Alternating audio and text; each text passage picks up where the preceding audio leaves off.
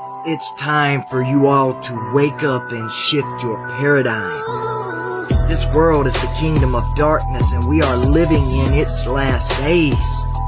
It won't be long before the day of the Lord will come like a thief in the night. The heavens shall pass away with a great noise, and the elements will melt with fervent heat, and the earth and everything therein shall be burnt up. The Luciferian elite have been setting up the New World Order, and now they've established the globalist beast system for the rise of that wicked one and revealing of the man of sin who comes after the workings of Satan. Don't take my word for it. Read the Bible, and you'll know that perilous times shall come in the last days. And we are in the last days.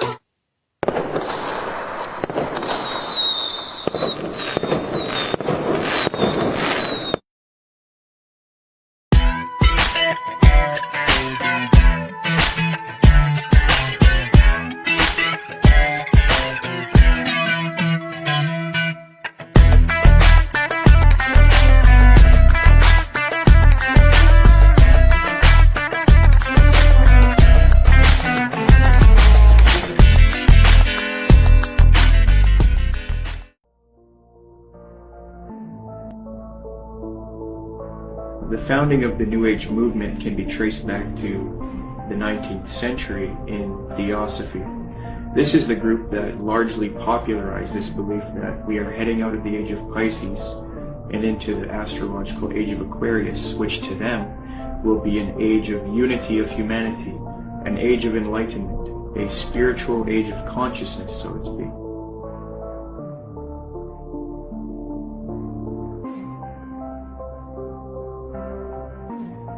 Very clear, yes. There's going to be a one world, political, economic, religion, and this is what all the globalists, the elite, the high-level occultists, and high-level New World Order people, this is what they're wanting. This is what the Bible pretty much clearly predicts as well.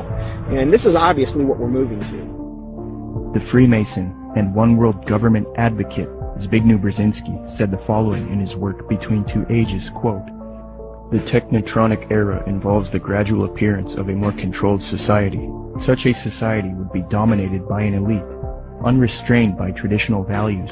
Soon it will be possible to assert almost continuous surveillance over every citizen and maintain up-to-date complete files containing even the most personal information about the citizen." The submitted New World Order agenda to create a one-world government that rules over humanity is not only political, it is also spiritual and based on what is known as the New Age. This can be verified with irrefutable documentation. Most of the Christians doing this kind of work have been silenced, so I set out across the border to speak to the few researchers that are still left. There are not many researchers left who have not been deceived by the New Age. Speaking with these people helped confirm my position even more. The New World Order exists. The elite are occultists who adhere to New Age doctrines, and they are responsible for this new trend of discrediting Christianity, Jesus Christ, and the Christian New World Order researchers. There is a voluminous amount of data that I have obtained in my research on this subject, but after watching this production, do not believe me. Don't believe a word of what I'm saying. Do your own independent research and verify this for yourself.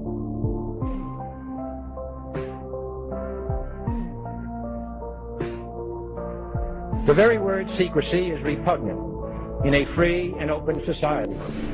And we are, as a people, inherently and historically opposed to secret societies, to secret oaths, and to secret proceedings. For we are opposed around the world by a monolithic and ruthless conspiracy. Here's the way they look at it. Here's their metaphor. Adam and Eve were held prisoner in the Garden of Eden by an unjust, cruel, and vindictive God.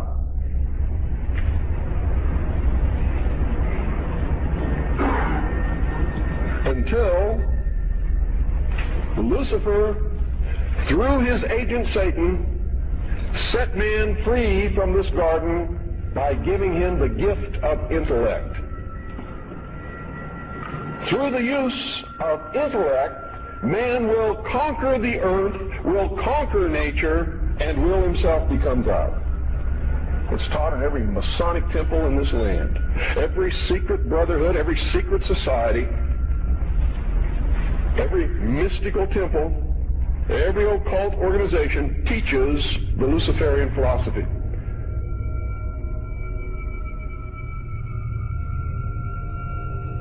To understand the New World Order and the New Age worldview, we must go back into history and examine its origins. But first we must define our terms. By New Age, I am speaking about a worldview that has many facets and components, such as astrological and zodiacal beliefs in the New Age concept, channeling higher powers to achieve knowledge, meditation, the belief that all is one or forms of monism, the belief that we can attain godhood, esotericism, or in other words, reinterpreting ancient texts to find hidden meanings and unify all religious belief into one, the belief that we need a one-world system for the coming age of Aquarius. By New World Order, I am talking about a political agenda to create a one-world system, one-world government, one-world economy, unity of humanity into one organism, control over humanity, and submission of the masses. But today, the largest countries of the world have agreed a global plan for recovery and reform. I think a new world order is emerging, and with it the foundations of a new and progressive era of international cooperation. To understand what is going on today with respect to the New World Order and the New Age movement, we must have recourse to the 19th century organization called the Theosophical Society. This organization in particular, among others, is largely responsible for the modern New Age movement and the political doctrine known as the New World Order. The founder of this organization was a woman named Helena Petrovna Blavatsky. Born August 12, 1831, Helena Blavatsky was very interested early in her life in the supernatural and the mythological. From 1848 to 1858, Blavatsky would travel the world to ascertain an understanding of the religious traditions of the world. She claimed to have traveled to South America, Egypt, Canada, France, Greece, Mexico, Tibet, India, Germany, and England during this time. It is said that during this travel she learned many mysteries, secrets, and occult knowledge from every walk of life. With all of this new esoteric information in her mind, she moved to New York in 1873. Then in 1875, she formed an occult organization called the Theosophical Society. She founded this society with two men, Colonel Henry Steele Olcott and William Quan Judge. According to Olcott, Theosophy already had thousands of members and branches all over the world by 1885. After New York, Blavatsky and Olcott established the Theosophical headquarters in India, and the membership roster grew increasingly as time went on. Blavatsky's influence came from her writings. Her first book was entitled Isis Unveiled, published in 1877. She started a magazine in 1887 called Lucifer Magazine. Her principal work, The Secret Doctrine, was then published in 1888. She then wrote The Key to Theosophy and The Voice of Silence. These works are now famous, and contained in these writings are the doctrines that helped mold the New Age movement to what it is today. It is said that part of Blavatsky's book, The Secret Doctrine, was channeled to her through an ascended master or highly evolved being called Kuthumi, who spoke to her. Belief in these ascended masters who communicate to humanity is very crucial when studying the New Age. We will look at that doctrine later. The age concept that says humanity is leaving the age of Pisces and entering the golden era or age of Aquarius was popularized by Blavatsky. She taught Theosophists, at any rate, some of them who understand the hidden meaning of the universally expected avatars, messiahs, socioshis, and Christs, know that it is no end of the world, but the consummation of the age, i.e. the close of a cycle, which is now fast approaching. Again, the messianic cycle of the man connected with Pisces, It is a cycle, historical, and not very long, but very occult, lasting about 2,155 solar years. It occurred 2,410 and 255 BC, or when the equinox entered into the sign of Ram, and again into that of Pisces. When it enters in a few years the sign of Aquarius, psychologists will have some extra work to do, and the psychic idiosyncrasies of humanity will enter on a great change. These theosophists teach that Jesus was simply a representation of the age of Pisces, and that he was an initiate into the mystery schools, or cults of spiritual teachers and masters. They teach people that the new age of Aquarius is going to be that of a utopia, where the world unites into a one-world system, the exiting out of Jesus' age, and the entering into a new world teacher's age. They say each age is accompanied by a great world teacher, be it Buddha, Jesus, etc. So for the advent of the age of Aquarius, they claim a new world teacher will guide humanity into it. Blavatsky was reluctant to fuse these theosophic beliefs with politics, however. Nonetheless, she still advocated monism and a one-world brotherhood, or uniting, of mankind. In Blavatsky's book, The Key to Theosophy, she lists three main goals of theosophy: universal brotherhood of humanity without distinction of race, color, or creed, to promote the study of the world's religions, and to investigate the hidden mysteries of nature.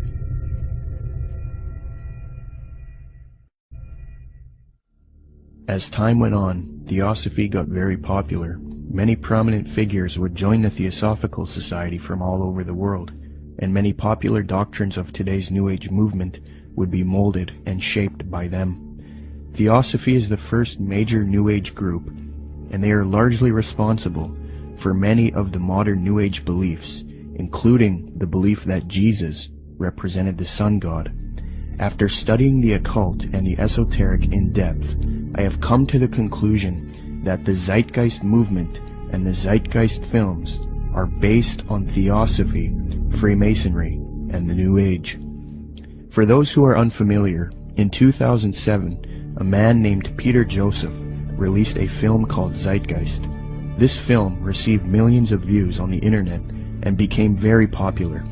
Then in 2008, Zeitgeist Addendum, the sequel, came out. From there, Peter Joseph established the Zeitgeist movement. Whether Zeitgeist was a film that was intended by Peter Joseph or whoever was behind it to be what it ended up being, I don't know. But I can say that the message that's being expressed by Zeitgeist is without a doubt the most clear depiction of the mystery school ideology, and it's done in such a way to be, it's kind of what I've described as a sort of mystery schools for dummies. It's a way to get people that normally wouldn't be setting foot to any various secret societies. It's a way to indoctrinate them and get them to believe in the same sort of elitist mindset without having to go through any particular initiation. It's also usually accompanied with the idea of pride. That is that the people believe that what they believe is only for a select few, and that sort of has this way of sticking with them, and that nobody believes what I believe, and so it's sort of this elitist mindset that comes with that as well. The first Zeitgeist film was divided into 3 sections. The second section was about 9/11 being an inside job. The third section was about the corruption of the Federal Reserve. I have no real issue with the last 2 sections, but since the release of the first Zeitgeist film, Peter Joseph, the creator, has distanced himself from the 9/11 issue altogether.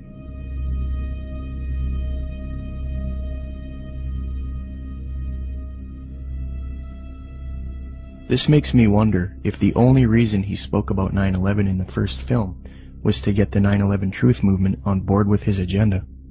The first section of the film is what I have an issue with. Contained in this section is the modern belief system of the New Age movement, the Theosophical Society, and Freemasonry.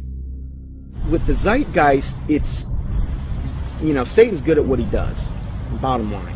And the first one, what they do is they come right out and in the first segment, I think the first 38 minutes, they just go after Jesus Christ, his deity. Basically, what they try to do is convince everyone that Jesus Christ is just a knockoff of Horus and a lot of the other pagan deities, and they try to draw all these parallels and similarities. These parallels and similarities have all been debunked by Bible scholars and things. In fact, I think there's even a couple of challenges up on the internet, the Zeitgeist Challenge, where they offer money if they can actually. So they've been debunked. I've done, oh my word, I don't know how many teachings debunking both movies. But if somebody were to see that for the first time and not know any different, oh, hey, it sounds convincing, sounds, this or that. And so what they've got to do is discredit the Word of God, the deity of Jesus Christ. As theosophy grew, it produced influential figures such as Annie Wood Besant, born October 1st, 1847. She was a Marxist and a socialist. Besant was so inclined towards socialism that she defended it in public debates. One such debate was conducted between her and a man by the name of G.W. Foote, a secularist who supported republicanism.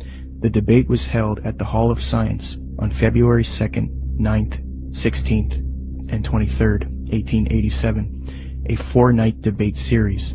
The title of the debate was, "Is Socialism Sound?" Angelique Richardson and Chris Willis from the University of London Institute for English Studies, when commenting on Besant's worldview, note, quote, "The socialist feminist Annie Besant joined the Marxist-based Social Democrat Federation, SDF, in the 1880s. Annie Besant met the founder of Theosophy, Helena Blavatsky, in 1890, and she quickly read Blavatsky's material. Besant recorded her first acquaintance with Blavatsky. She wrote, quote, "I was standing with my hand in her firm grip and looking for the first time in this life straight into the eyes of HPB. We rose to go, and for a moment veil lifted, and two brilliant, piercing eyes met mine, and with a yearning throb in the voice, 'Oh, my dear Mrs. Besant, if you would only come with us.' I said a commonplace, polite goodbye, and turned away with some inanely courteous and evasive remark. 'Child,' she said to me long afterwards, 'your pride is terrible. You are as proud as Lucifer himself.'" Besant would get involved with the secret society known as Freemasonry. In 1902, she established the International Order of Co-Freemasonry, and then set up lodges all over the world with theosophic underpinnings. Theosophy, Freemasonry, and Marxism are all connected with the New Age movement. Besant would become president of the Theosophical Society in 1908. As I give you the history and lay the framework for the origins of the modern New World Order ideology and the New Age movement, it is important to note the role of Freemasonry. As previously noted, Theosophy and Freemasonry were somewhat affiliated in the late 19th century. In fact, Helena Blavatsky received an honorary degree of Apprentice Companion, Perfect Mistress, Sublime Elect Scotch Lady, from the Rite of Adoption. She was awarded with these titles by the 33rd degree Freemasons John Yarker, M. Kaspari, and A.D. Lowenstock. Here is a reprint of the Masonic certificate that Blavatsky received.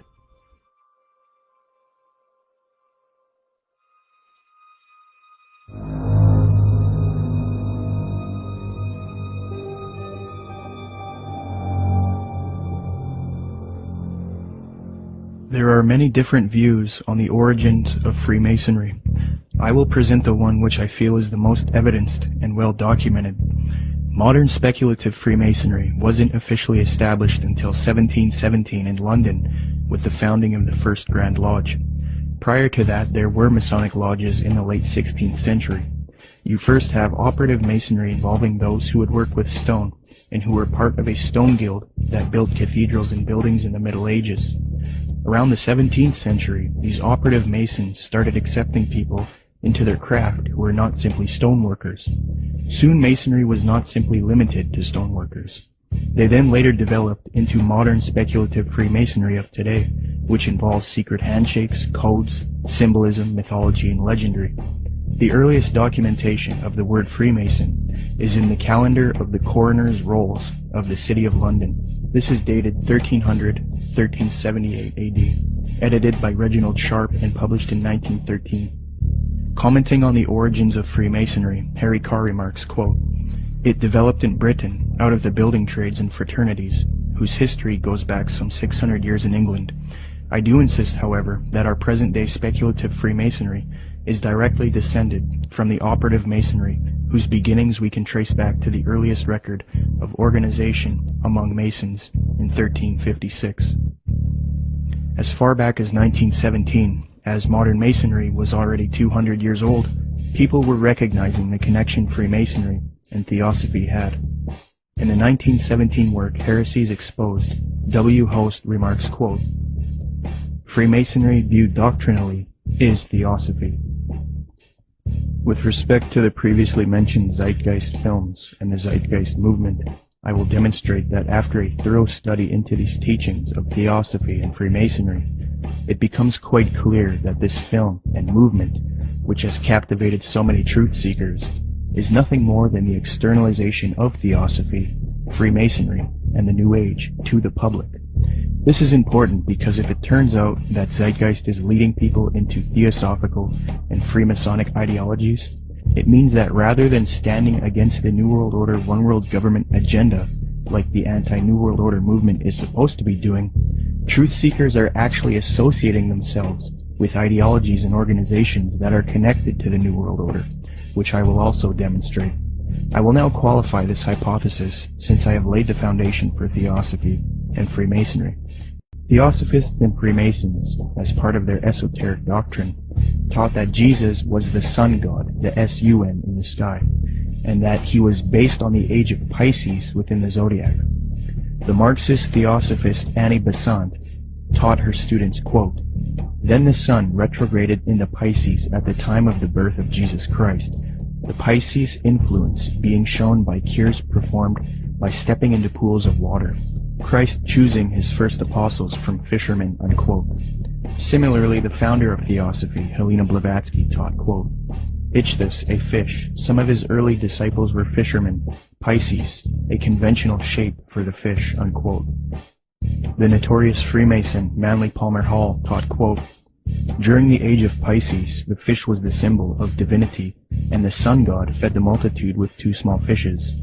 In another context, Blavatsky reinforces Theosophy's belief about Jesus, quote, "For the salvation of the world, this was the sun, shorn of his golden rays, and crowned with blackened ones, symbolizing this loss as the thorns. Jesus and even Apollonius of Tyana were but epitomizers of the history of the sun." These doctrines are very sacred to Theosophists and Freemasons. The first section of the first film, Zeitgeist, externalizes these same Theosophic and Freemasonic beliefs, fringe views that historians and scholars dismiss. Zeitgeist repeats, quote, "Jesus is the Son of God. Now Jesus is the figure who ushers in the age following Aries, the age of Pisces," unquote.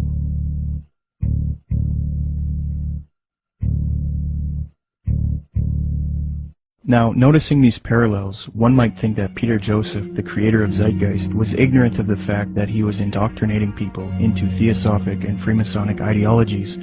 However, Zeitgeist is not only spreading these doctrines of Theosophy and Freemasonry, but Zeitgeist also associates itself with prominent Theosophists, Freemasons, New Agers, and occultists in their own transcript for the film, leaving little debate as to the connection it has to these groups. Zeitgeist listed all of its sources for the film in its online transcript, and among the names of people appealed to are Helena Blavatsky, the founder of Theosophy, the Freemason Albert Churchward, New Ager Acharya S., New Ager occultist and theosophical apologist Jordan Maxwell, the Druid Gerald Massey, Edward Carpenter, the socialist and acquaintance of Theosophist, Freemason and Marxist Annie Besant, the Freemason Manly P. Hall, and the Druid Godfrey Higgins, who is associated with Helena Blavatsky. The fact that Zeitgeist chooses to associate itself with these prominent Freemasons, Theosophists, New Agers, and occultists shows us why the truth movement should avoid them. It is a well-known fact that these same esoteric organizations have openly stated that they wish to indoctrinate the public with their esoteric religious ideas and externalize their views to humanity, eventually resulting in a new world order for the age of Aquarius, which they all await with anticipation. Let me qualify this. As Theosophy grew, it produced another prominent woman named Alice Bailey, born June 6, 1880. She is one of the most influential theosophists, and it was her who was responsible for convincing New Agers that humanity needs to make a one-world government and one-world religion for the age of Aquarius. In order to achieve this system, she deemed it necessary to teach humanity the religion of Theosophy and Freemasonry, the same doctrines that Zeitgeist is now spreading. Speaking on the spiritual war between esotericists and people who refuse to accept the New Age, she says, quote, "It will be fought largely with mental weapons and in the world of thought. It will involve also the emotional realm. From the standpoint of idealistic fanaticism, this inherent fanaticism will fight against the appearance of the coming world religion and the spread of esotericism.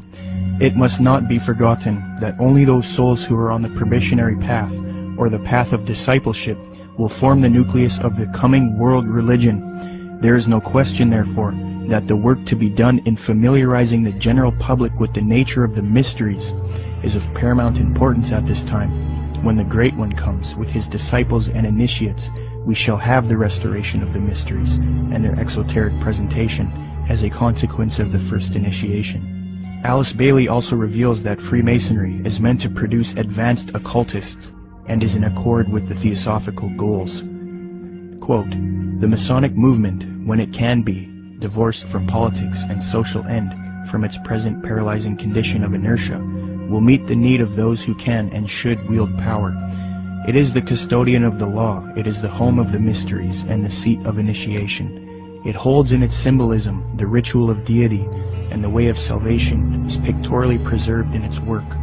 The methods of deity are demonstrated in its temples, and under the all-seeing eye, the work can go forward. It is a far more occult organization than can be realized, and it's intended to be the training school for the coming advanced occultists." Unquote. The main source of Zeitgeist is Acharya S. She advocates one world system under the age of Aquarius. This is very interesting, as the main source that this traces back to is Alice Bailey.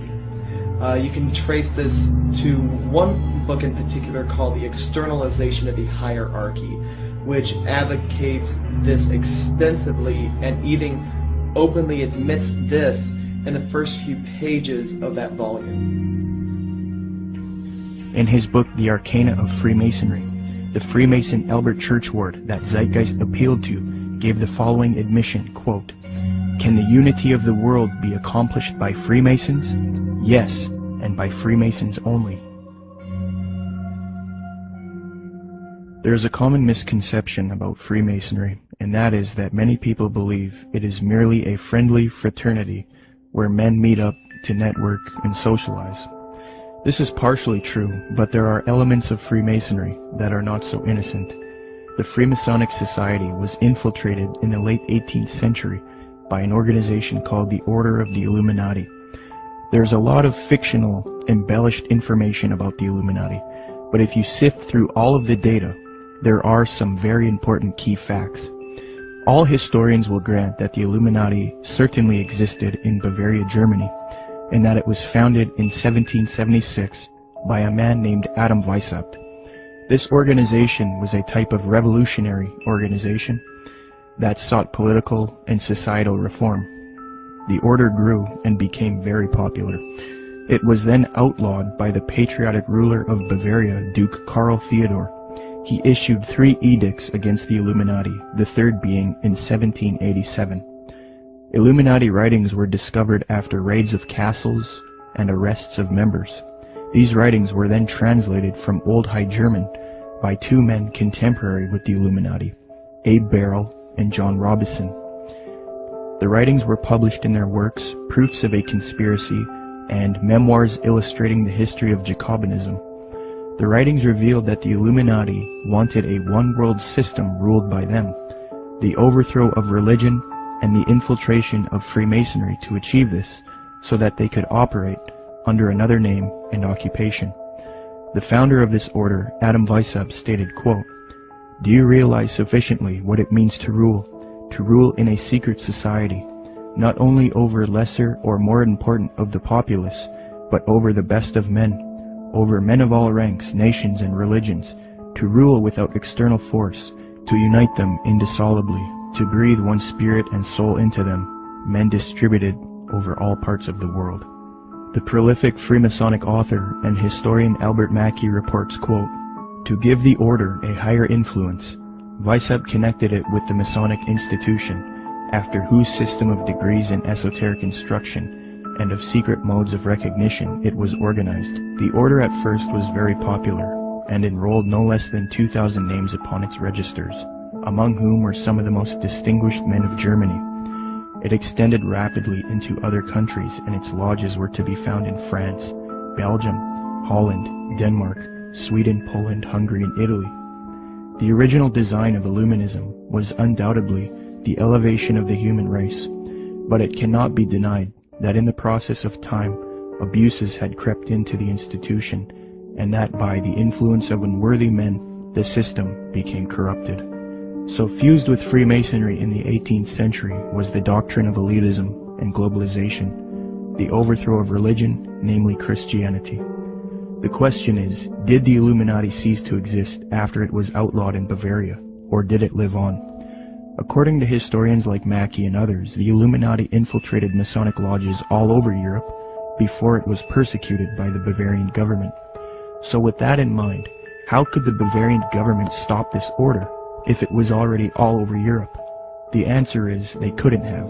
The Illuminati was too big, and thus it continued under Freemasonry. The French historian Henry Martin reports, quote, "Weishaupt proposed as the end of Illuminism the abolition of property, social authority, nationality, and the return of the human race to the happy state in which it formed only a single family, without artificial needs, without useless sciences, every father being priest and magistrate." President George Washington himself was convinced that the Illuminati existed after 1785, when it was outlawed in Bavaria. He corresponded with the Reverend named G.W. Snyder, voicing his concerns about the Illuminati. This was written 13 years after the Illuminati was outlawed in Bavaria. George Washington states, quote, "I have heard much of the nefarious and dangerous plans and doctrines of the Illuminati. It was not my intention to doubt that the doctrines of the Illuminati and the principles of Jacobinism had not spread in the United States. On the contrary, no one is more truly satisfied of this fact than I am.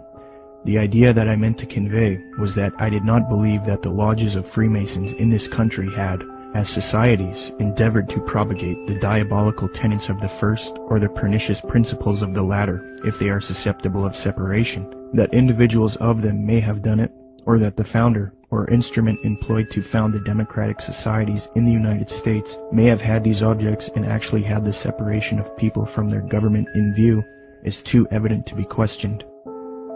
From President Washington, we learned that he believed the Illuminati was nefarious and dangerous. He had little doubt about the Illuminati spreading to America by 1798. He was truly satisfied, or in other words, convinced of this fact. He thought it was too early for whole Masonic lodges to be striving for Illuminati objectives, but he did believe individuals within American lodges were certainly doing so. He believed the founder or instrument used to found the democratic societies in the USA may have had Illuminati objectives in mind, and that they had the separation of the people from their government in view. According to Washington, these things are too evident to be questioned. That same year, the president of Yale University, Timothy Dwight IV, spoke out against the Illuminati. Quote, "The great and good ends proposed by the Illuminati as the ultimate objects of their union are the overthrow of religion, government, and human society, civil and domestic." Joseph Willard, the president of Harvard University, said in a speech in New Hampshire, quote, "There is sufficient evidence that a number of societies of the Illuminati have been established in this land of gospel light and civil liberty, which were first organized from the Grand Society in France. They are doubtless secretly striving to undermine all our ancient institutions, civil and sacred. These societies are closely leagued with those of the same order in Europe. They have all the same objects in view. The enemies of all order are seeking our ruin. Should infidelity generally prevail, our independence would fall, of course. Our republican government would be annihilated." Speaking on this new Freemasonry that was infiltrated by Illuminati elitist doctrines, John Quincy Adams, the 6th President of the United States, remarked, quote, "I do conscientiously and sincerely believe that the order of Freemasonry, if not the greatest, is one of the greatest moral and political evils. Because this Illuminati doctrine of globalization and societal reform was fused into Freemasonry, later prominent Masons started voicing their anticipation of a new world order, one world system.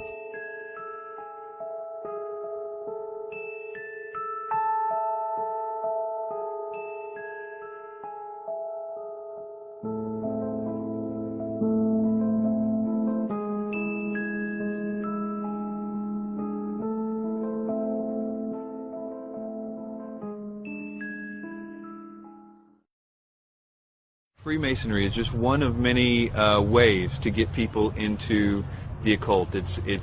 But even more than that, it's able to get them into a really sort of packaged way to produce people that can be used in a more mechanical way in the system. That is, that they can be put into places of power to turn a lot of the gears and things like that.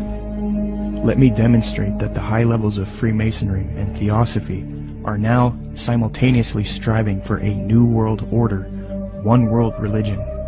Their dogma is that for the upcoming age of Aquarius, humanity needs to unite into a one world government or new world order.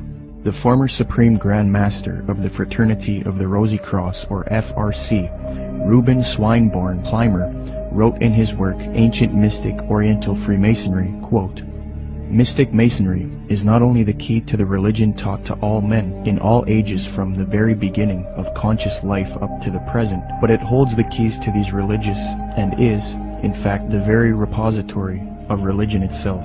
It has for its object the uniting of mankind into a universal brotherhood."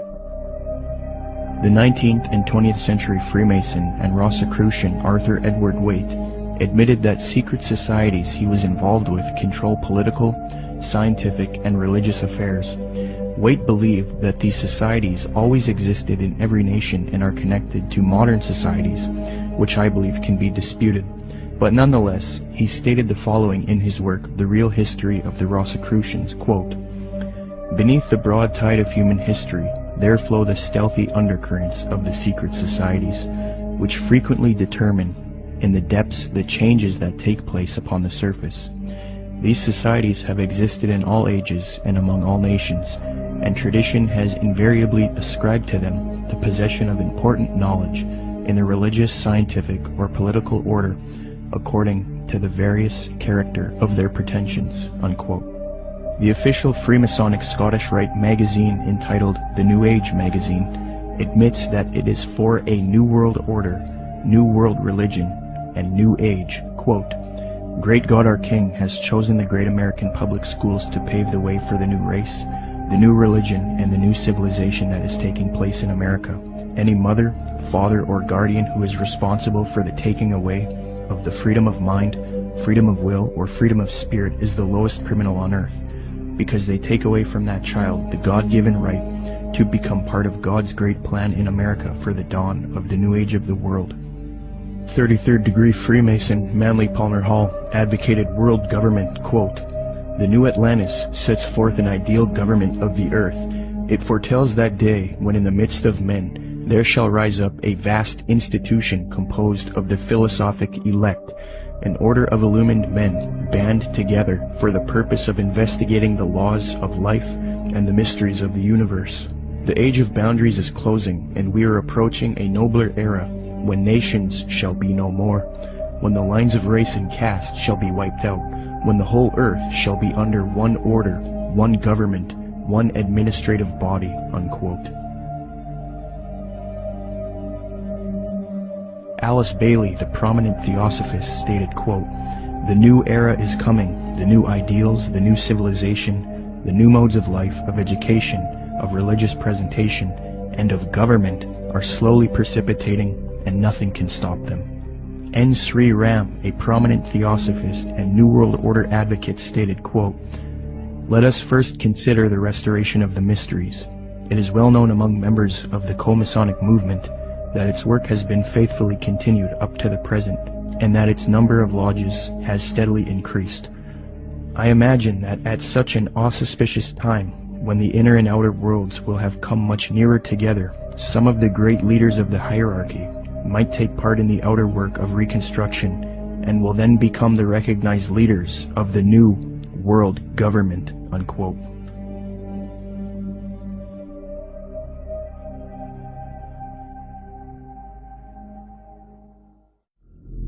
Now, this was written by Manly P. Hall. Manly P. Hall was both a Grand Master within Freemasonry, and he was a Grand Master in the Illuminati.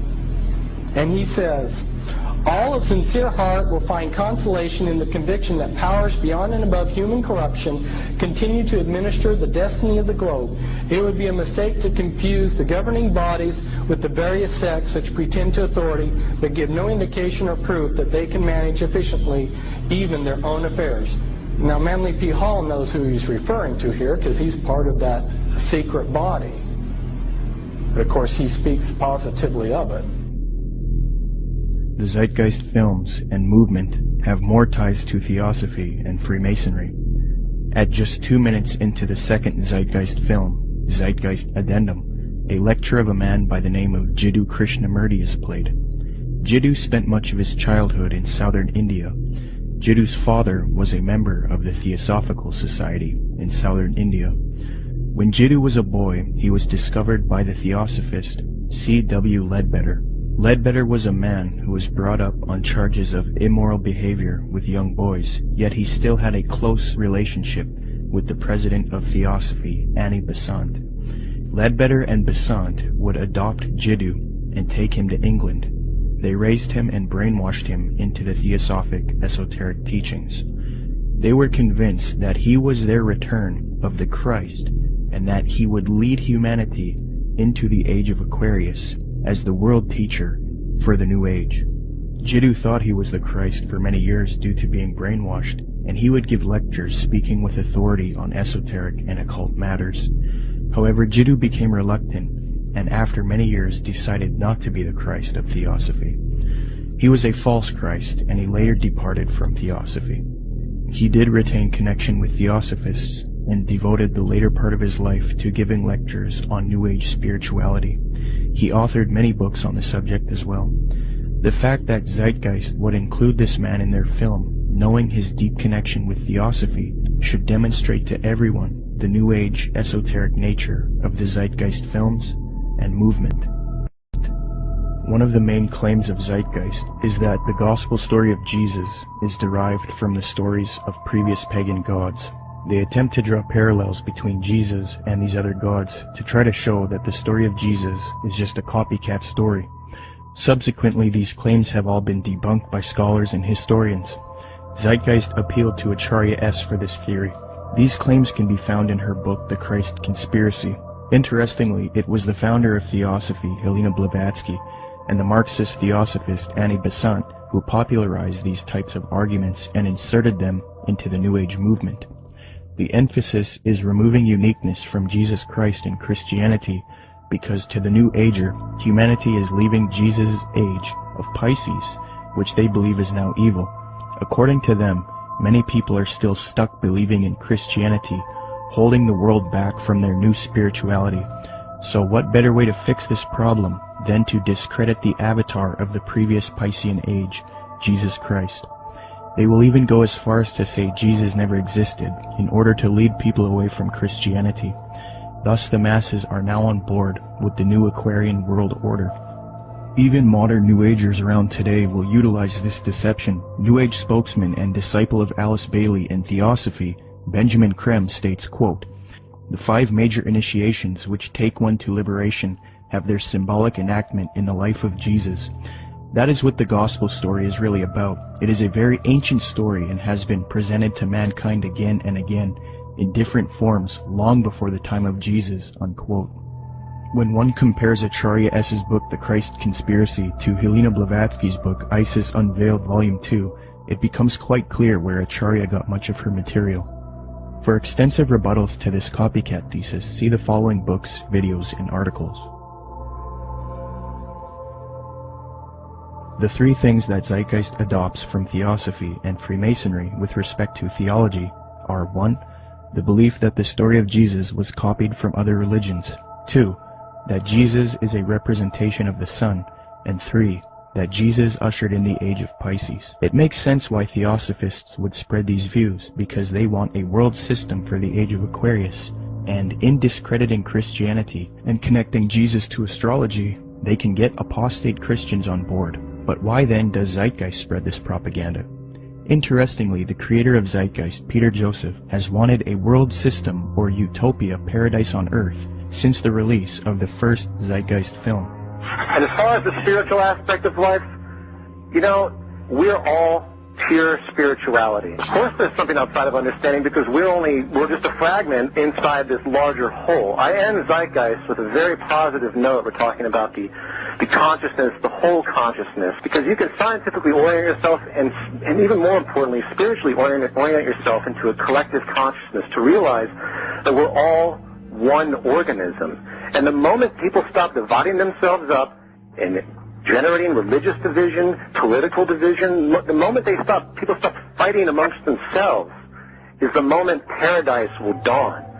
Similarly, Zeitgeist's main source, Acharya S., has advocated the New Age of Aquarius that the elitist theosophists and Freemasons await in her 1999 work, The Christ Conspiracy, quote, "But the future is now, and the maneuvers are being unveiled. As far as Christianity's role in this new age," Carpenter states, quote, "Christianity, therefore, as I say, must either now come frankly forward and acknowledge its parentage from the great order of the past, seek to rehabilitate that, and carry mankind one step forward in the path of evolution, or else it must perish. There is no alternative.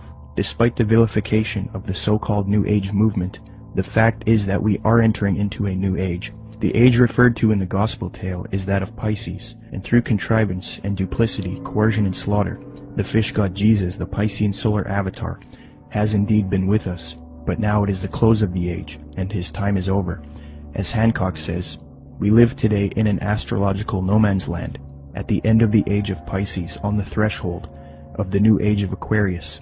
Traditionally, these times of transition between one age and the next have been regarded as ill-omened. Ill-omened verily, as the ongoing destruction of the earth and the endless warfare over ideology will indeed produce the Armageddon so long awaited and planned by those who cannot live for today but must look towards an afterlife. By realizing the cultural unity revealed behind the Christ conspiracy, however, humanity can pull together and prevent this fall to create a better world. 75 years before Zeitgeist's main source, Acharya S., penned that admission, the former president of Theosophy, Annie Besant, wrote something almost exactly the same, quote, "The equinox will reach the sign of Aquarius, coinciding the great cycle of influence. We can indeed hope to put a complete end to all the influence of the past cycle, with its tyranny, slavery, war, and cruelty. This is one of the great transitional epochs, and the karma before humanity as a whole, and to every group in particular, is to reform itself from slavery, female subjection, war, and cruelty, and establish a civilization based on humanness and interest in spiritual matters." New Age author Gail Fairfield explains what is expected for the supposed upcoming age of Aquarius. She states, quote, "The sign of Aquarius is the sign of focused concepts. It concentrates intently on developing its ideas and then applies them to the betterment of humankind. It has talent for rapidly correlating all the information available into a political, ethical, spiritual, technological system. Aquarius creates optimal features for individuals and for humanity because it needs alternatives, possibilities, and something to move towards. Overall, Aquarius is a reformer and visionary working to create its utopia." Unquote. Isn't it interesting that right after Zeitgeist promoted the Aquarian New Age concepts in the first Zeitgeist film, the second film, Zeitgeist Addendum, then goes on to convince its followers to strive for a similar Aquarian one-world system, New World Order, called the Venus Project. Indeed, the solution offered by the film Zeitgeist Addendum is that humanity needs to unite into the very same thing that Theosophy and Freemasonry wants it to unite into. A one-world universal esoteric brotherhood of humanity. A new world order. I think that the coming new system that the occultists speak of it's really crucial to understand that what they're talking about is not going to look like what we think the New World Order's control grid will look like. they believe that the utopia will be one of a spiritual utopia, one that's free of wars and religion. It's easy for a lot of people to have idealistic views about it. They're going to make it sound wonderful, which is what like the Zeitgeist Addendum particularly does in the second part, where they talk about, oh, we're going to like, you know, have free energy, we're going to provide your needs.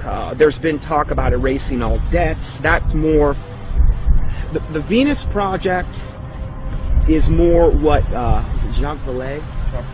Jacques Fresco. That's more what he's into. Okay, this is his utopian approach to the New World Order, where I literally heard him say on the addendum, where he said, we'll have no laws. All laws will be done away with. I thought to myself, oh, law. I mean, nobody's going to have to work. It's just going to sound like wonderful. I mean, he's talking about how are people going to make livings. Well, you won't have to, and you can do whatever you want. And if you make a painting, you can give it to somebody. I mean, this utopian world, but it's going to come at an extremely high price regarding the mark of the beast. It's not going to be what they're cracking it up to be. And most likely, it's only going to come with massive depopulation. And they're going to probably try to pull that off a number of different ways. But you have the Zeitgeist, this utopian approach, and then you also have the way the Ascended Master, some of the Ascended Masters say will be done through a project called Nasera, which, you know, is very similar in what the Zeitgeist Addenda talks about. It's just kind of a different flavor of it all. So which one they're actually going to be able to pull off, if the Lord lets them do it, it's kind of up to the Lord. It's hard to say which way it'll go. The Venus Project looks like Francis Bacon's New Atlantis, this concept that has been with the occult realm for a long time. Whether they call it the New Atlantis or whether they call it some coming utopia or some Platonic version of the New Age, the New World Order, a lot of people, those terms were viewed in a completely different context that I think a lot of us in the truth movement see the New World Order. It's a totally different thing that they're hoping will happen. And I think that we can be in danger if we think that the New World Order is just going to be a police state control grid, which I think it will be, but I think it will be in the context of a lot of supernatural things going on. So it's going to look like the old world order is gone. And in doing so, it's going to be exactly what those like Francis Bacon and all the others have mentioned. This New World Order is going to be proposed to look just like the Venus Project, but I can tell you that won't be the case for very long. It might be right at the beginning, but not as it goes on. According to the New Agers, Theosophists, as well as many elitists and Freemasons, there exists a group of highly evolved men and women called the Masters of Wisdom.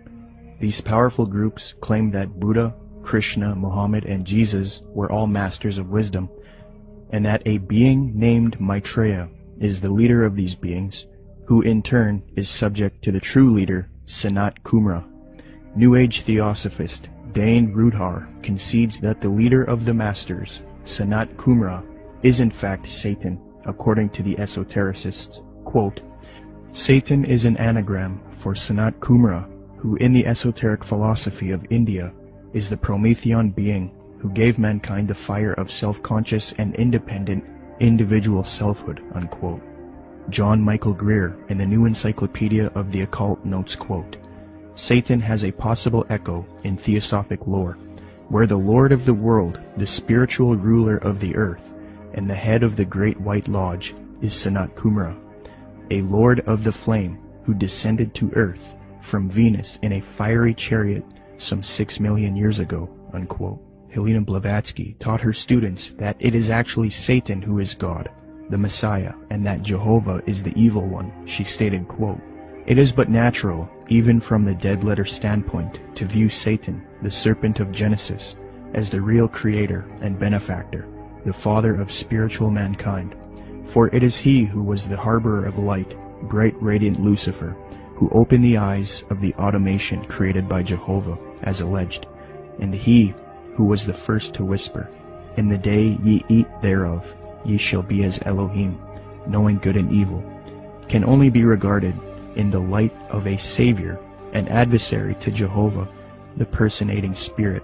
He still remains in esoteric truth, the ever-loving messenger, the angel, the seraphim and cherubim, who both knew well and loved still more, and who conferred on us spiritual instead of physical immortality. The theosophist H. Alexander Fusel seeks to deify Satan. Quote, Satan, then, was originally a divine being destined to carry light and life to the netherworlds. He stands for the gift of free will and self-conscious mind to man, a power which at once seduces and uplifts man, for with free will comes the power to go astray. Satan is therefore man's teacher. Unquote. Once you are willing to give worship to Satan is when you are given a certain kind of power that the deceived, those that are just thinking it's them or thinking that something else, can't have access to. So Freemasonry is a systematic way to get people to that level without actually just coming out and saying it right at first. One of the former leaders of the Theosophical Society, who was contemporary with Blavatsky and Annie Besant, tells us what the 19th century position on Satan is. In his work Spiritualism, Madame Blavatsky, and Theosophy, Rudolf Steiner states, quote, Lucifer is not a being that we can see with our present-day physical eyes. Lucifer can be seen only with the awakened clairvoyance. Seen clairvoyantly, in fact, Lucifer is a particular being who was left behind during the moon phase of evolution. Unquote.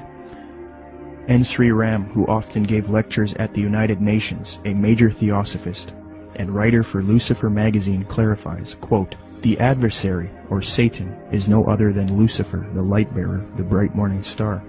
He is the initiator, awakening the divine faculties of intellect on man.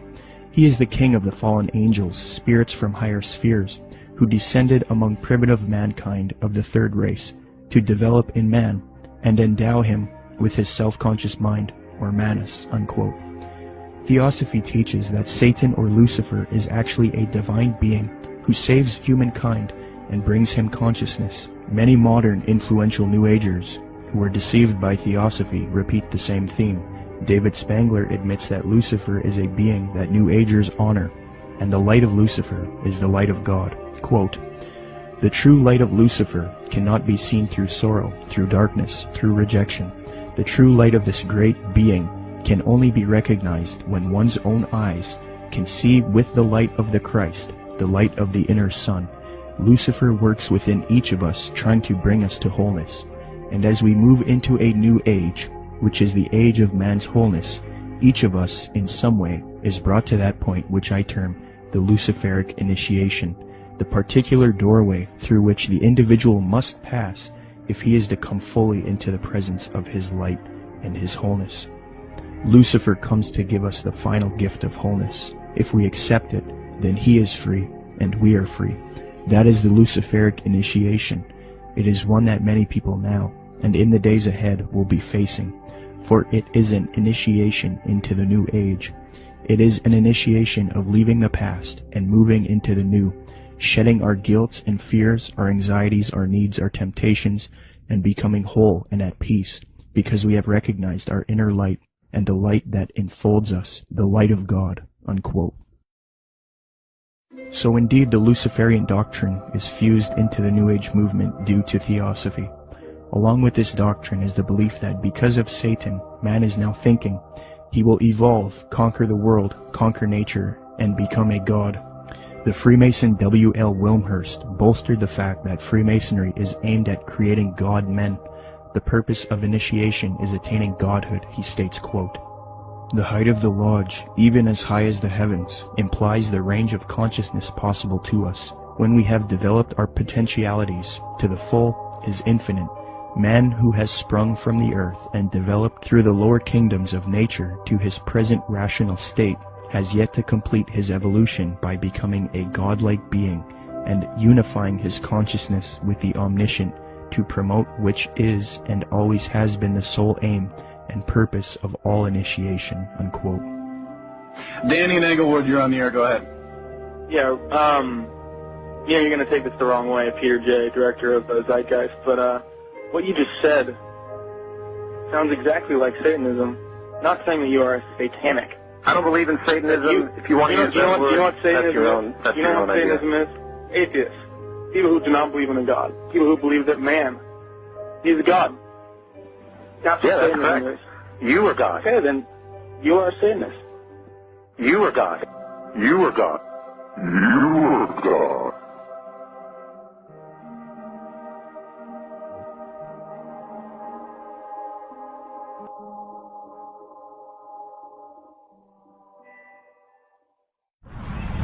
Okay, can you tell us about Benjamin Creme, Maitreya, and the Ascended Masters?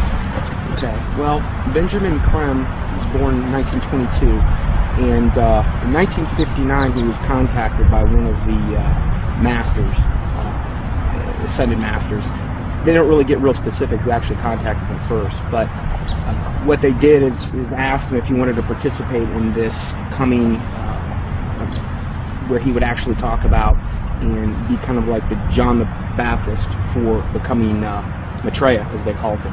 And he accepted, and in 1975 he started Share International, which is kind of like the mouthpiece for who they call Lord Maitreya.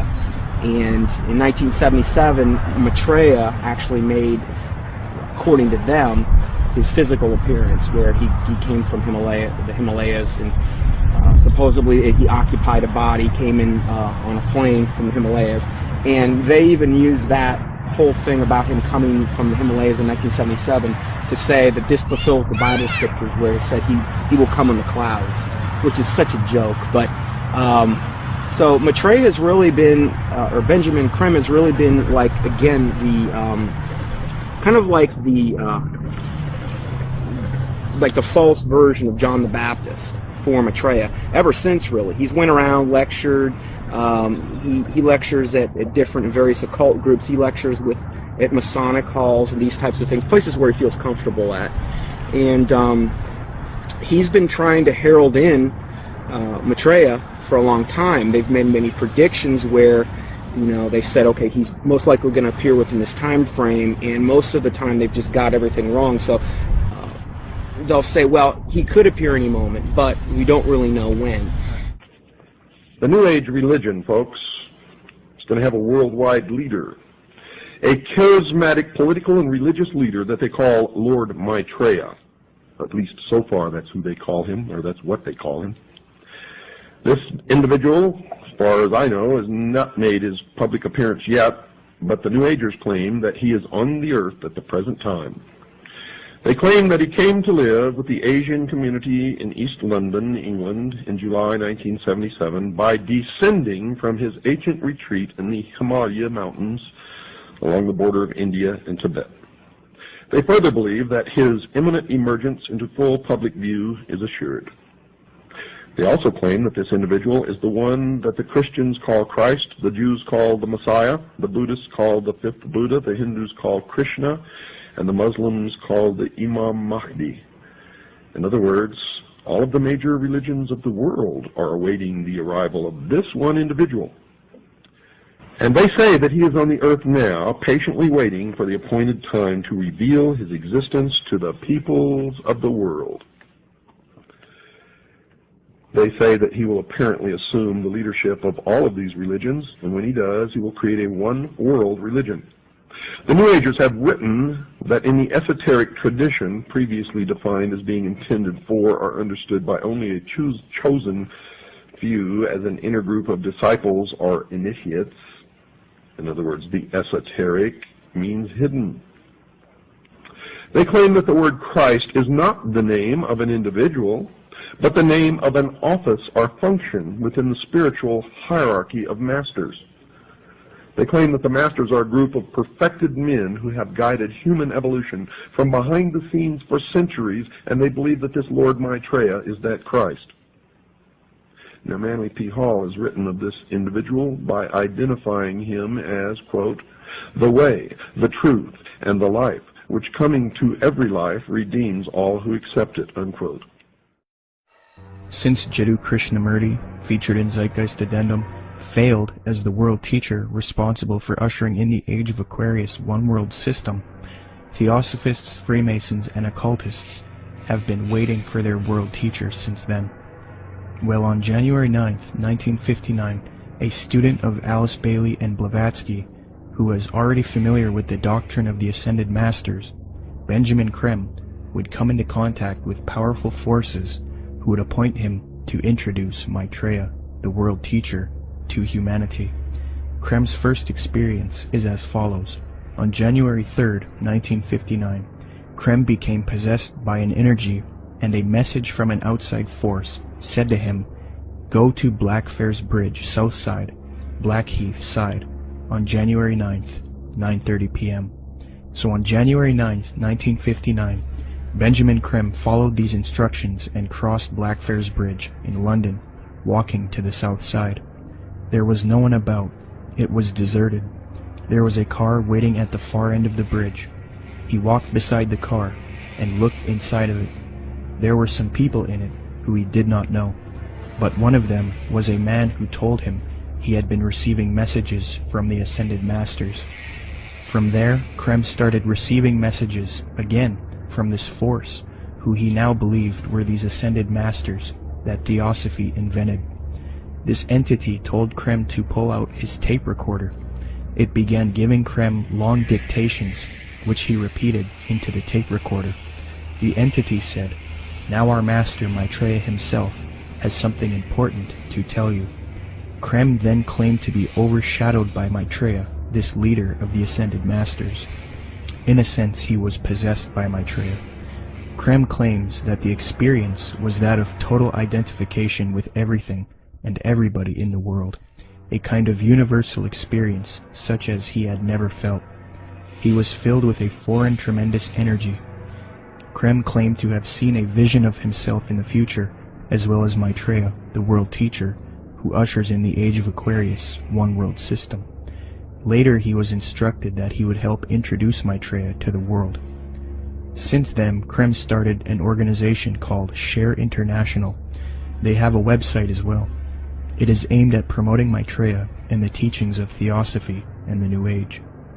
Krem admitted that he was influenced by Helena Blavatsky and Alice Bailey. Quote, "To many today, this awareness includes the recognition of higher states of consciousness attained by those who make up the emerging spiritual kingdom, the masters and initiates of the world.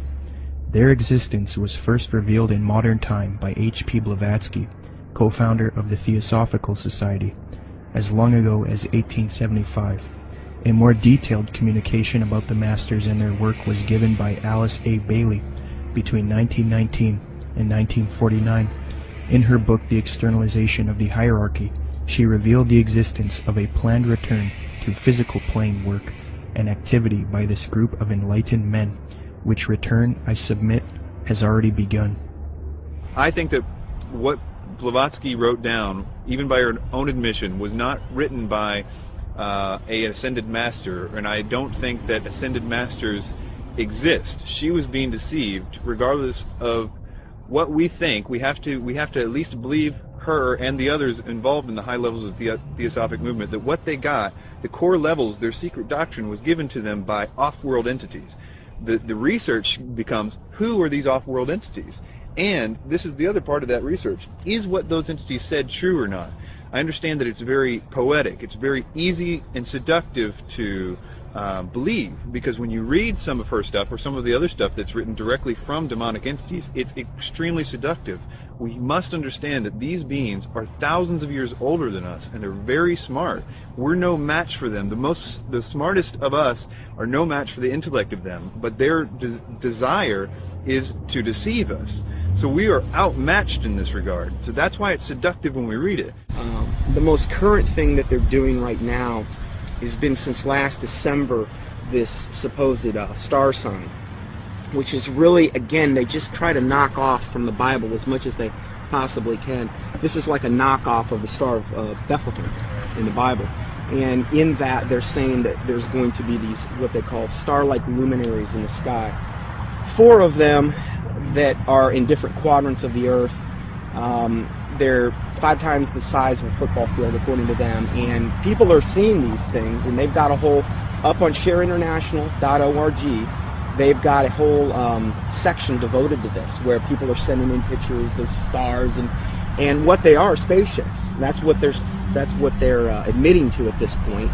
And more people are seeing them, but evidently this is going to be the thing that really, really heralds in Maitreya. Up until they have the day of declaration when he makes his public emergence. And this is supposed to be on the major media? Yes. When he makes his big debut,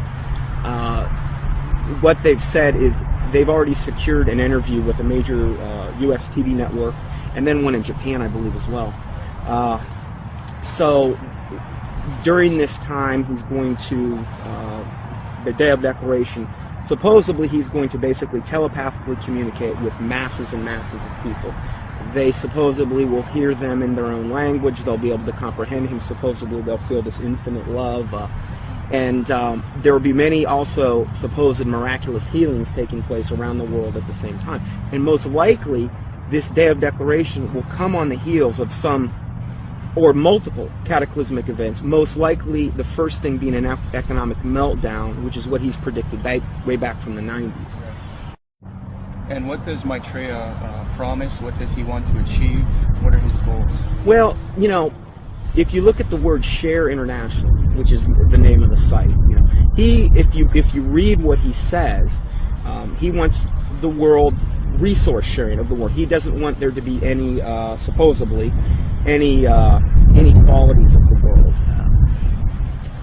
You know, you look at what he says that he is. He says that he is the Christ that the Christians are expecting, the Messiah the Jews are expecting, the fifth Buddha the Buddhists are expecting, Krishna the Hindus are expecting, and Imam Mahdi that the Muslims. So he's kind of everything rolled up into one. He's like the total package. He's going to give and be able to unite and put all of the various and different religious systems, the major religious systems, all on the same page. And the Bible says that when the Antichrist comes, he's going to come with all lying power, signs, and wonders. And he's going to deceive the whole world by which the miracles that he's going to do. So he's taking credit for every single miracle that's going on right now, whether it's a Marian apparition, which would be to him the ascended Master Mary, because he's got a whole band of masters that he's going to be coming with. And so he's taking credit for everything. Every miracle that you're seeing going on in the world right now, whether it's a Catholic miracle, whether it's some type of energizing of the water, whether it's some bleeding statue, whether it's, you know, some Hindu miracle, crosses of light, they've seen those in different and various churches. He's taking credit for all of that. And I think what we're going to see and what he says we're going to see, in fact, I just read this in their last report, Benjamin Kremers said also with the UFO sightings, he says they're going to increase up until the time when he makes his emergence. And he's going to come on the scene. He's going to be able to explain all of this and try to put everybody on the same page.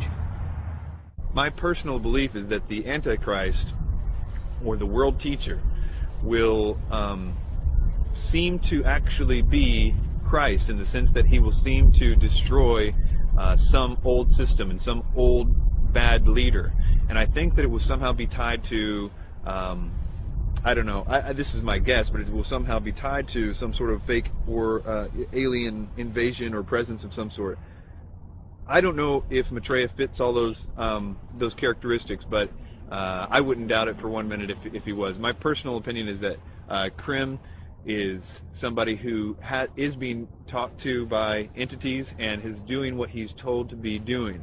But you have to understand, a lot of times with people that are channeling entities like that, they oftentimes do and say things that don't come true, because the demons themselves don't know when. They're still on a timeline that they can't tell when something's going to happen. So they're always keeping something ready to happen in case when they finally can. So in the case of that, like if you look at the Blossom Goodchild thing and these ideas that were consistently put out by channel entities and things, it never came to pass because they don't have control over the timeline. They just have to always be ready. According to Share International and the Swahili edition of the Kenya Times, Maitreya made an appearance June 11, 1988, to a local congregation in Nairobi, Kenya. The editor of the Swahili edition of the Kenya Times, a veteran journalist named Job Matungi, witnessed the event and took some pictures. A summary of his article as it appeared in his newspaper is as follows, quote, "The tall figure of a barefooted, white-robed, and bearded man appeared from nowhere and stood in the middle of the crowd. He was walking slowly towards the new church building, away from the tent. Mary walked with him side by side. I stared at the stranger without blinking. wafted on top of his turbaned head, his feet, and his entire body. In clear Swahili, which had no traces of accent, the strange man announced that the people of Kenya were blessed, especially those who had gathered at the venue that afternoon. "We are nearing the time of the reign of heaven, but before that I shall come back and bring a bucket full of blessings for all of you," the man said. A bucket full of blessings is a reference to the astrological symbol for the age of Aquarius. Aquarius is depicted as a man carrying a pitcher of water in the zodiac. But continuing with the article, quote, "It took the crowd nearly 20 minutes to recover after the man left the meeting in a car belonging to a Mr. Gurnam Singh, who offered to give him a lift. But it will probably take Mr. Singh his lifetime to recover from the shock he got 2 minutes later. On reaching the bus terminus, the man informed Mr. Singh to stop the car. On getting out, he walked a few paces beside the road and simply vanished into thin air." New Age expert and attorney Constance Cumby, author of The Hidden Dangers of the Rainbow, had stumbled onto this Maitreya figure in her research in the 80s. Her book, published in 1983, was the first book to give a full expose on Maitreya and Benjamin Creme. On page 21, she notes a Denver Post interview conducted by Jack Kissling speaking to Benjamin Creme, quote, "Won't the advent of a single world religion annoy the hierarchies of all the current Orthodox religions?" I asked. "More than that," he said with a smile. "They will be shocked. I dare say they will be among the last to accept the Christ." But according to Kissling, Creme said confidently, "It will come because it must. We will begin to live," he said, "as potential gods," unquote. Constance Cumby also notes that Creme is a Luciferian by citing a WLAC radio interview, quote, "In a November 9, 1982 radio interview over WLAC, Nashville, Benjamin Creme told the entire Bible Belt that Lucifer came to planet Earth from planet Venus 18.5 million years ago and made the supreme sacrifice for us," unquote. Constance Cumby had direct contact with Benjamin Creme face-to-face in Detroit, Michigan. I had the opportunity to meet this brave woman, and she showed me the place in which she had attended a lecture by Benjamin Creme.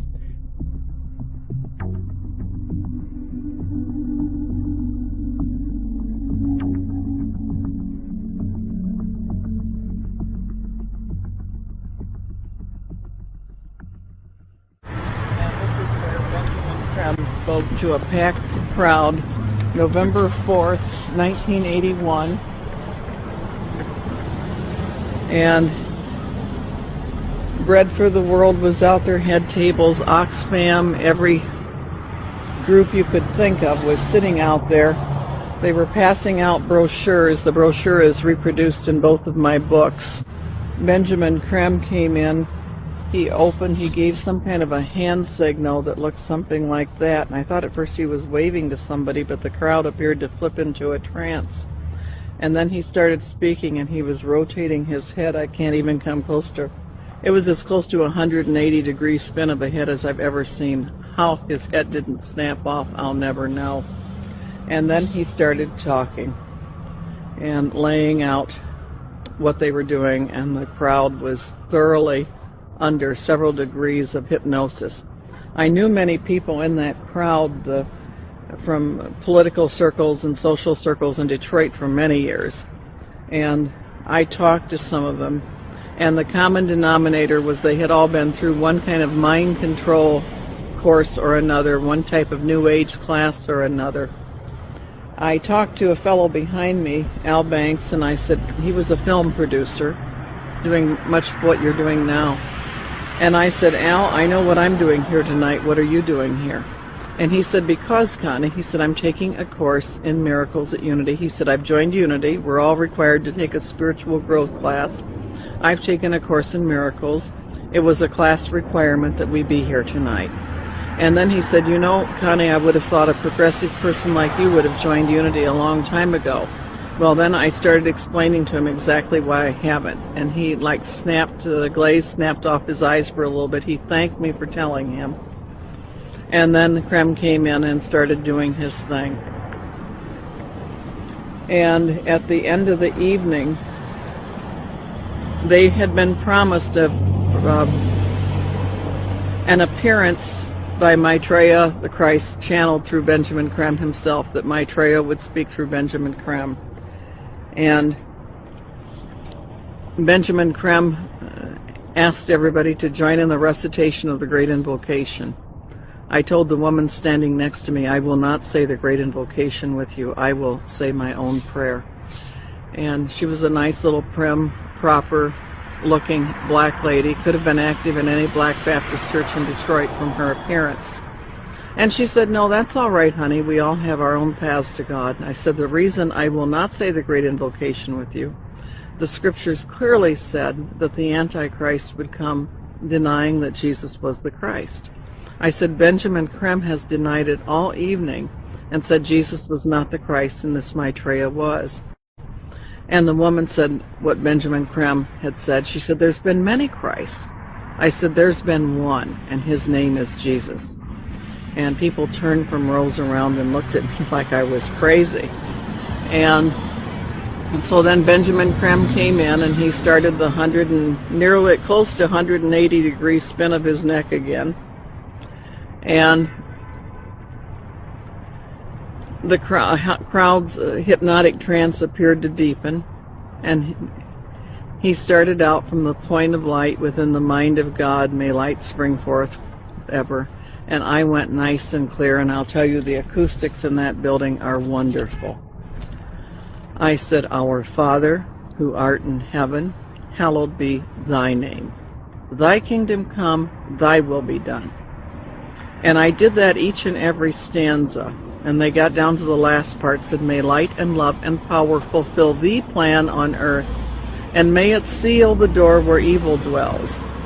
And I said nice and loud and clear, I said, may Jesus Christ return to earth and end the evil present in this room tonight. Well, the funniest thing happened, or may I say it did not happen. Benjamin Creme stood there. He waited, and he waited. He clearly was watching for something to come over him. And it didn't happen. And he finally said to the crowd, he said, that will be all. You are dismissed. And, of course, everybody was extremely disappointed. And we went to the door, and I went walking out. I had brought some co-spies with me. They were kind of chickening out at that point and waiting for me. They were afraid of being ripped limb to limb. And I stood down there, and a number of those people knew me, and they were just furious with me. And I stood there calm, cool, and collected, and I said, well, I said, if you're Maitreya the Christ, Betreya the Christ, or whatever his name's supposed to be, for everything he's cracked up to be, one lousy Christian in there saying the Lord's Prayer shouldn't have stopped him. And Benjamin Creme has never come back to Detroit, although that was probably the most successful night financially and crowd-wise that he'd had in the United States. The following is of his coming with the sword of cleavage. Could this be real, or is it a hoax? Is Maitreya real, or is he a hoax? Whatever the case may be, it turns out that it is not only New Agers and occultists who believe in this Maitreya, but politicians, presidents, and elitists also follow Maitreya. Wayne Peterson, a retired American diplomat and admitted supporter of Maitreya with connections to the Pentagon and the United Nations, stated the following about Mikhail Gorbachev and the White House in a Vision magazine interview, June 20th, 2000. Reporter Kendall Klug asks, I believe Mikhail Gorbachev has publicly stated his belief of the existence of Maitreya. Do you know if this is true? Wayne Peterson answers, I have one little story I could tell you about Gorbachev. A friend of mine who has worked with the World Bank went to the Heads of State conference in Europe and gave a speech where he borrowed many of Maitreya's ideas for economic reform out of a book by Benjamin Creme that I had given him. He told me that he had read the book on his flight to Europe and realized that his keynote address to these world officials, especially presidents and prime ministers, it was a very high-level meeting, was going to be very boring, with many having heard similar sentiments over and over. So he thought he would throw in some of Maitreya's ideas into the speech. The country he was in had a reigning monarch who invited him to lunch the next day. When he showed up for lunch, there were 16 to 20 people there, including Mr. Gorbachev. The monarch of this country said to my friend, "I suppose you're wondering why we invited you here today. Well, we are all curious about where you got those ideas for your speech, which you presented yesterday." He said that my friend Wayne gave me a book written by Benjamin Creme about Maitreya's mission. Immediately they nodded their heads. "We thought so," was the apparent response. "That's why we invited you here. We all know of Maitreya, and we're doing what we can for him. But we are not able to say anything publicly because we are world leaders. We each have our own public to deal with." Only one person there stood up and said that they could use his name to legitimize these sightings, and that was Mikhail Gorbachev. He was the only man in the room who would say, "Use my name if you want." The reporter asks, "Do you think President Clinton has had an experience with Maitreya?" Wayne Peterson: "I don't know if President Clinton has. I believe that former President Bush has. We used to have transmission meditation groups that Maitreya had asked us to do around Washington, D.C. People who were interested in Maitreya and the reappearance story would get together once a week in Georgetown, in the home of President Bush's main counselor at the White House. President Bush came over to this house for dinner one night, and the hostess was in the dining room as President Bush asked her, 'What do you think? I'm running against Clinton in this election. Am I going to win?' She said, 'No, Mr. President, you are not. Maitreya has already said that you are going to lose to Clinton.' Bush never challenged her, but merely said, 'Yeah.' He didn't ask who Maitreya was. He was very quiet, and then said, 'I think I've got to go now.' Benjamin Creme has said many times that he had heard from one of Maitreya's associates that Maitreya had appeared to Bush and that they had a discussion in the White House. So that incident with my meditation group seemed to confirm that Bush did in fact know of Maitreya. I do know people in the White House have been visited by Maitreya many times, and the people I'm talking I've seen on the front page of the Washington Post, standing next to the president." In a December 19, 2008 London Telegraph article, major media organization, Mick Brown praises Maitreya and Benjamin Creme, stating, quote, "This week has come encouraging news for anyone with an interest in signs and wonders, or desperate for a chink of light in the prevailing gloom, which probably means most of us. A savior is at hand."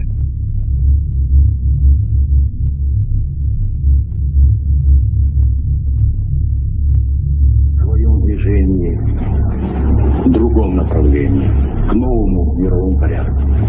I think even that does not describe why the world has changed so much and why the world has turned so much toward a new world order and a new kind of civilization. Maitreya is one of the main theosophy in Maitreya. The whole UN movement, the whole Lucius Trust movement, world goodwill, they're going out of their way to try to discredit it and say, well, Jesus, all he really was a disciple of Maitreya. He's still a disciple of Maitreya. Maitreya's over him, and Jesus, they believe what happened is Jesus heralded in the age of Pisces. Now what we're going to be doing is now we need to herald in the age of Aquarius. This is where the New World Order comes in, and this is what Maitreya is going to bring. So we're going to de-emphasize Jesus, and we're going to move over to Maitreya.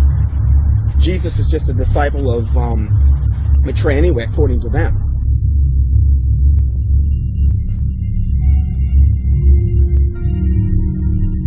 In 1919, the theosophist Alice Bailey was supposedly contacted by one of these ascended masters known as the Tibetan Dijwal Kul. From 1919 to 1949, Bailey would write 24 books, and according to her, she would do automatic writing, a new age way of channeling and letting the force write for you. Bailey would create Lucifer Publishing, which would distribute the works of Helena Blavatsky and the Theosophical Society. She would later change the name to Lucius Trust because Lucifer Publishing was too controversial. Lucius Trust evolved into a large New Age organization, and it is still active today. Lucius Trust is also directly associated with the United Nations. According to the United Nations International Geneva Yearbook 2009, quote, "The Lucius Trust is recognized by the United Nations as a non-governmental organization and is represented at regular briefing sessions at UN headquarters. The Lucius Trust is on the roster of the United Nations Economic and Social Council." Thus Theosophy and the New Age are now fused into the United Nations, which gives a medium for the New Age agenda to unfold. The aim of corrupt organizations like Lucis Trust and the UN is to create a one-world government, New World Order, which is in accord with the supposed Age of Aquarius. Many high-level elitists have voiced their approval for such a system. Donald Keyes is a high-level New Age leader.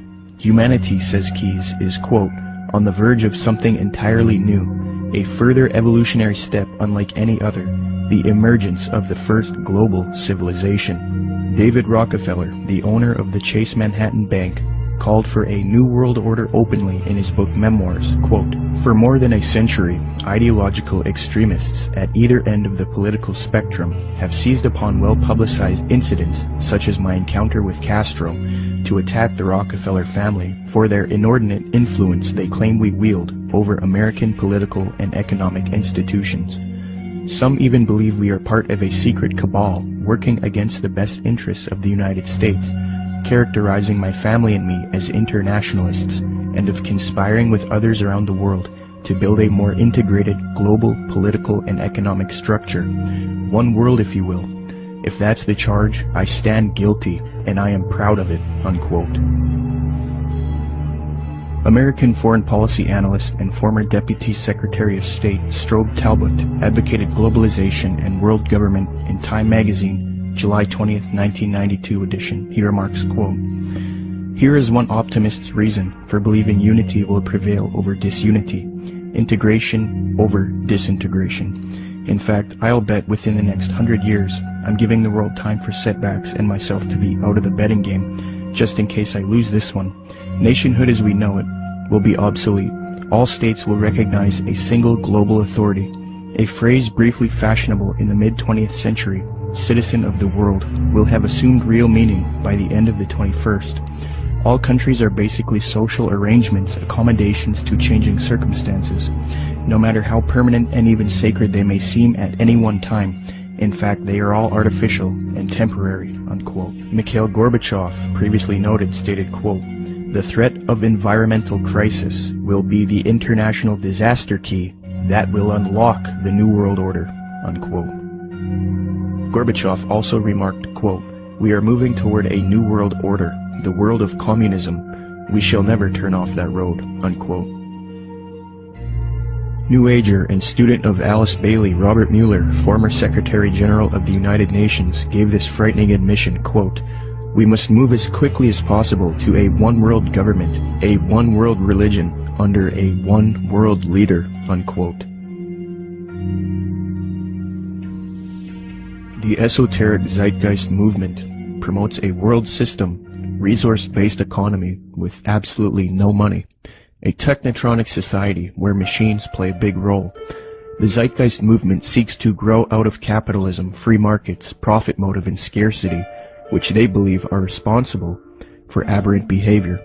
Many people have concluded that the zeitgeist utopian system is socialistic and communistic. For example, after watching Zeitgeist Addendum, author and political lecturer G. Edward Griffin was convinced that Zeitgeist is advocating a Marxist socialist world system. He states, quote, perhaps the biggest insult to our intelligence is the main theme of the program. It is that profits are the root of all our problems today. That being the case, we must change mankind to reject profit, and we must work together on some other basis. It is never quite clear what that basis is, but whatever it is, it will be administered and directed by an elite group, at least in the beginning. I was stunned by the fact that this is pure Marxism. Marx theorized that people had to be re-educated in labor camps if necessary, to cleanse their minds of the profit motive. He and his disciples, such as Lenin and Stalin and Khrushchev, said that eventually the character of man would be purged of greed, and then the state would wither away because it no longer would be needed. Sure, we saw that in the Soviet Union and China, right? Yet this Marxist nonsense is exactly what is offered in this video program. It is communism without using the name. The enemy of mankind is not profit. It is a political system of big government. Yet this program is supportive of some of the most notable big government collectivists on the planet. Marxist-Leninists may be enemies of collectivists in Washington, D.C., but they are collectivists in their own right. The communist model is no better than the Nazi model. Samuel Adams, a patriotic founding father of America, repudiated communist and socialist ideas. The utopian schemes of leveling, redistribution of wealth, and a community of goods, central ownership of the means of production and distribution, are as visionary and impractical as those which vest all property in the crown. These ideas are arbitrary, choices and actions which are done not by means of any underlying principle or logic, despotic, ruling with absolute political power, and in our government unconstitutional. When one does a comparison between Zeitgeist Addendum and the communist model, it becomes clear that Zeitgeist is in fact promoting communism. N.B. Godke, in the work Encyclopedic Dictionary of Economics, defines full communism based on the ideals of Marx and Engels and others as, quote, 1. Social wealth will be distributed according to human needs, meaning things that are scarce will be distributed first to those who need them the most. Zeitgeist proposes having an abundancy of resources and no scarcity, and thus the idea of distributing wealth according to human needs is rendered obsolete. On this point, they have merely updated the communist model by eliminating scarcity. 2. The state will wither away as there is no need for coercion. The state does nothing because there is no state. There is no state. 3. Social classes will not exist. Zeitgeist states, the process which has been going on for centuries, if not millennia, religion, patriotism, race, wealth, class, and every other form of arbitrary separatist identification thus conceived, has served to create a controlled population utterly malleable in the hands of the few. 4. It will be a moneyless economy. Zeitgeist's associate Jacques Fresco states the system uses no money. 5. It will be a command economy. In other words, government planners decide which goods and services are produced and how they are distributed. According to Zeitgeist, distribution of goods and services without the use of money or tokens would be accomplished by establishing distribution centers. These centers would be similar to expositions, where the advantages of new products are explained and demonstrated. Exhibition centers will display what is new and available and will constantly be updated. So as you can see, a side-by-side comparison between the communist model and the Zeitgeist model shows how similar the concepts are. The Marxist website entitled socialismoryourmoneyback.blogspot.com, after reviewing the Zeitgeist movement and their admissions, stated this on July 26, 2009, quote, "This, surely, is the same as what we call world socialism," unquote. So even the socialists will admit that the Zeitgeist movement is in fact world socialism. Adams Wass explains, quote, "Communism and the Marxist utopia of a moneyless society where products were distributed rather than sold and bought," unquote.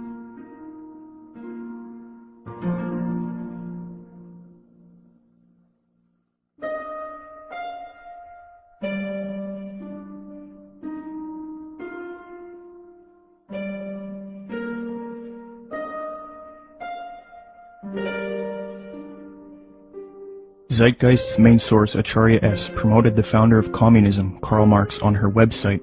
It no longer looks like this, but using archive software, you can see how her website looked in the years past. She quotes Karl Marx, defaming religion, thus showing her support of Marx and communism. Many people have noticed that the modern New World Order, as advocated by the elite, contains communist ideals within it. So it seems that Zeitgeist is helping the New World Order with their utopian approach rather than destroying it. They had a biblical philosophy. They gave us a republic. When Ben Franklin walked out of the building, one of the ladies said, "Mr. Franklin, what kind of government did you give us?" He said, "A republic, if you can keep it." Republics are hard to keep. We've lost ours, folks. We are not a republic anymore. We have degenerated to a democracy, and the next step is totalitarianism. We're that close to becoming a totally socialistic and then communistic country in America. You watch, it's going to happen real soon. What they're going to do next time is manufacture a depression, coming real soon probably, collapse the U.S. economy, which can easily be done overnight. And then everybody will line up and say, "Oh, hey, we're starving. What can we do?" They're going to say, "You know, we really got a problem. We need to solve this." Constance Cumby recognized that the New Agers desire a communist world system, quote, The New Agers feel that the program they are offering the world would satisfy the basic desire of communists in that it proposes a form of world socialism. These books were calling for a new world order with an accompanying global food redistribution program aided, of course, by modern technology, i.e. computers, unquote. A redistribution program aided by modern technology and computers is exactly what the Zeitgeist movement is advocating. Notice how similar Zeitgeist's plan is to the New Age agenda just mentioned in Constance Cumby's book. In the Zeitgeist orientation lecture, Peter Joseph states, "Just as each city has a central organizational dome which functions as the brain along with its nervous system, consisting of computerized environmental monitoring via satellite and electronic probes, the larger world complex absorbs each city and monitors the broad spectrum of the environment, making sure there isn't a problem or material resource needed in any of the individual cities, while also regulating larger order processes for all the cities and the environment as a whole." Theosophist Alice Bailey concurs, quote, "The true communist platform is sound. Thus it is not surprising why Zeitgeist advocates a similar system, as the connection they have to Theosophy and the New Age has already been established. Zeitgeist is merely the fulfillment of the New Age agenda, yet they are not telling you that. So the Theosophists and New World Order advocates would love nothing more than for people to join the Zeitgeist movement. In fact, at 47 minutes and 25 seconds into the Zeitgeist orientation lecture, Peter Joseph cites a quotation of Karl Pearson. What is interesting is that the man that Joseph admiringly appeals to support his worldview, Karl Pearson, was a notorious eugenicist and social Darwinist who advocated war against certain races. He was a socialist and contemporary of Karl Marx.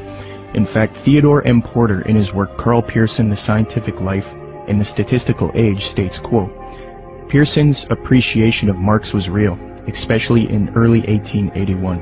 In his first essay on socialism, he called Marx, quote, one of the most extraordinary characters which this century has produced," unquote. New World Order research involving lectures, radio addresses, and writing used to be conducted by people such as William Cooper, Fritz Springmeier, Randall N. Baer, and Kent Hovind. The unifying factor in all of these people was that they were all Christians. They would expose the New World Order and its New Age Luciferian communist aims. They would promote belief in Jesus Christ and the Word of God, and tell people to resist the mystery religions of Theosophy and Freemasonry while exposing them. However, all of these men have either been murdered or framed and jailed, silenced. William Cooper was shot dead in 2001 as he was ambushed. Fritz Springmeier was framed, discredited, and jailed. Randall N. Baer had his car ran off of a mountain pass. Kent Hovind was singled out for tax evasion and then jailed. Okay, so Fritz Springmeier, you knew him, right? Yes. Okay, you got some letters from him, is that? Yes, when Fritz, when they put Fritz in prison, and there's been, it was pretty much a trumped up charge of, I think marijuana or something, talk of robbing a bank, this type of stuff. He got put in prison, and I started corresponding with him at that point, because I had read several of his books, and actually talked to him personally on several occasions. And we really, all we could do at that point is correspond. Right. So I've got several handwritten letters from him. And the last time I had heard from him was several years back.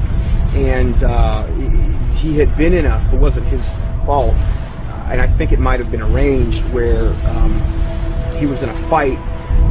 He didn't fight back. Yeah. The guy came and he told me that he was just using his head like a soccer ball, essentially. Really? Oh, it was sad. Wow. It was sad. And Fritz, he never complained in these letters. Yeah. He never, it wasn't like he was like, oh, woe is me, I'm in prison and this or that. He always had a great attitude. He was trying to help other people in there. I believe he had a ministry going. Amen. And, I can't say enough good about Fritz Springmeier.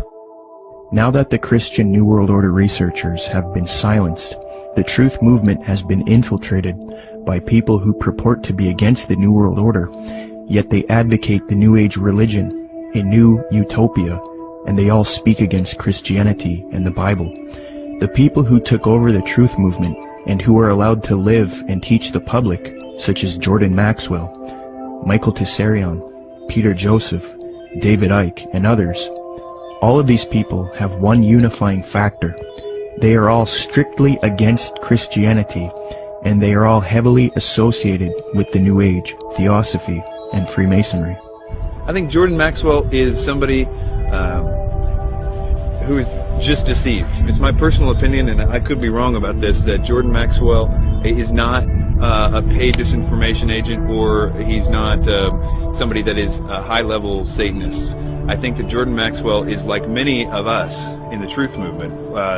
We have been deceived by a lot of very clever disinformation.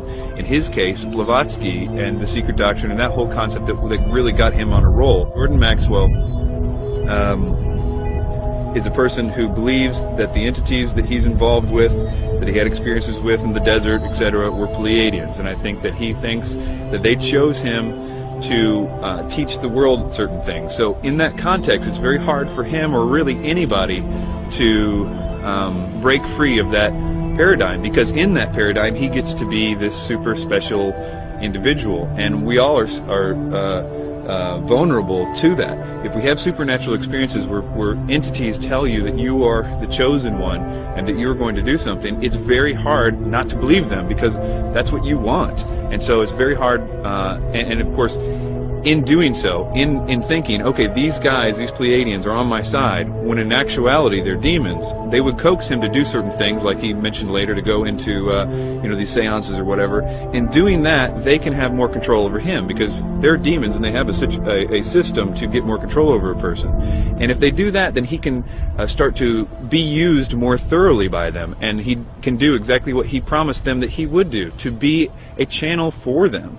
And that's what his life has been about, being used, despite his probably very good intentions. He has been a tool of the New World Order. And so my view is that Jordan Maxwell's ends up promoting the New World Order. In that particular session, he goes on to say that the New World Order, that a bad time is coming, but that time must come in order for it to be destroyed, to bring the birth of the New World Order. Out of chaos comes order. So he was saying that the old system must be destroyed to come the new system. And that is exactly what the double-headed phoenix rising out of the ashes is all about. The old system of the New World Order is what we see building up all around us.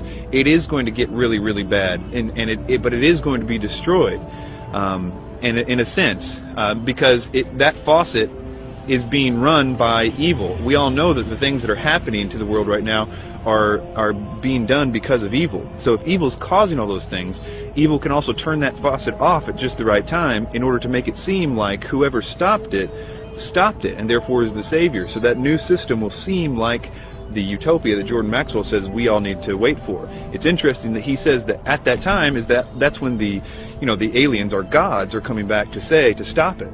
That's the deception. That's what the people in the have been saying of the occultists, saying that that's what the demons are going to do for a long time. It's easy to be seduced, especially in Tsarian's case, who was raised since 11 years old saying this is truth. He was raised by Rosicrucians, raised by these people by his own admission. He was doing the tarot cards at the age of 11 by his own biography. This is the example of being raised in a system, being told one thing is true and the other thing is not. It's biased is what it is, but nevertheless, I think in that reason these people deserve our sympathy. One way or the other, they are deceived. Even if they are intentionally doing it, which is possible in the case of Tsarian, and it's possible in the case of Maxwell too, I suppose. Even if they're intentionally doing it, they have to deserve our sympathy and even our prayers, because even if they're intentionally doing it, they're still deceived. But to wrap that up, Blavatsky and everything that came out of that was what 1 Timothy calls the doctrines of demons, and in the last days people will believe. The New Age and all of that was birthed by Blavatsky, and the New Age ideas will be used to bring in this new world order.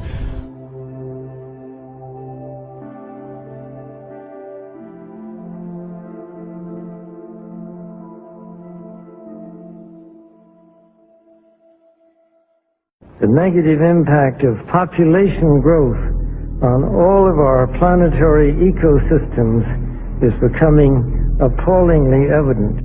Unless nations will agree to work together to tackle these cross-border challenges posed by population growth, overconsumption of resources, and environmental degradation, the prospects for a decent life on our planet will be threatened.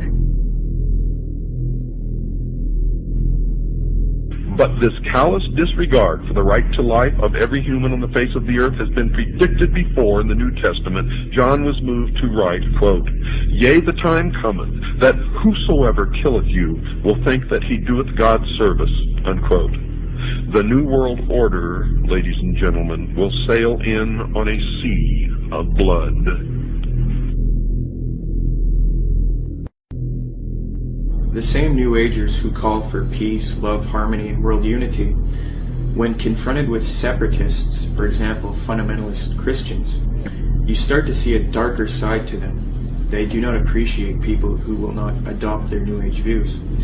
For example, a major New Age figure, David Spangler, who was in a group known as Planetary Citizens, which was a UN group, stated something to the effect of, we can take all the marshmallows, all the scriptures, all the tablets, and have a jolly good bonfire. So essentially, he's promoting the abolition of these faiths.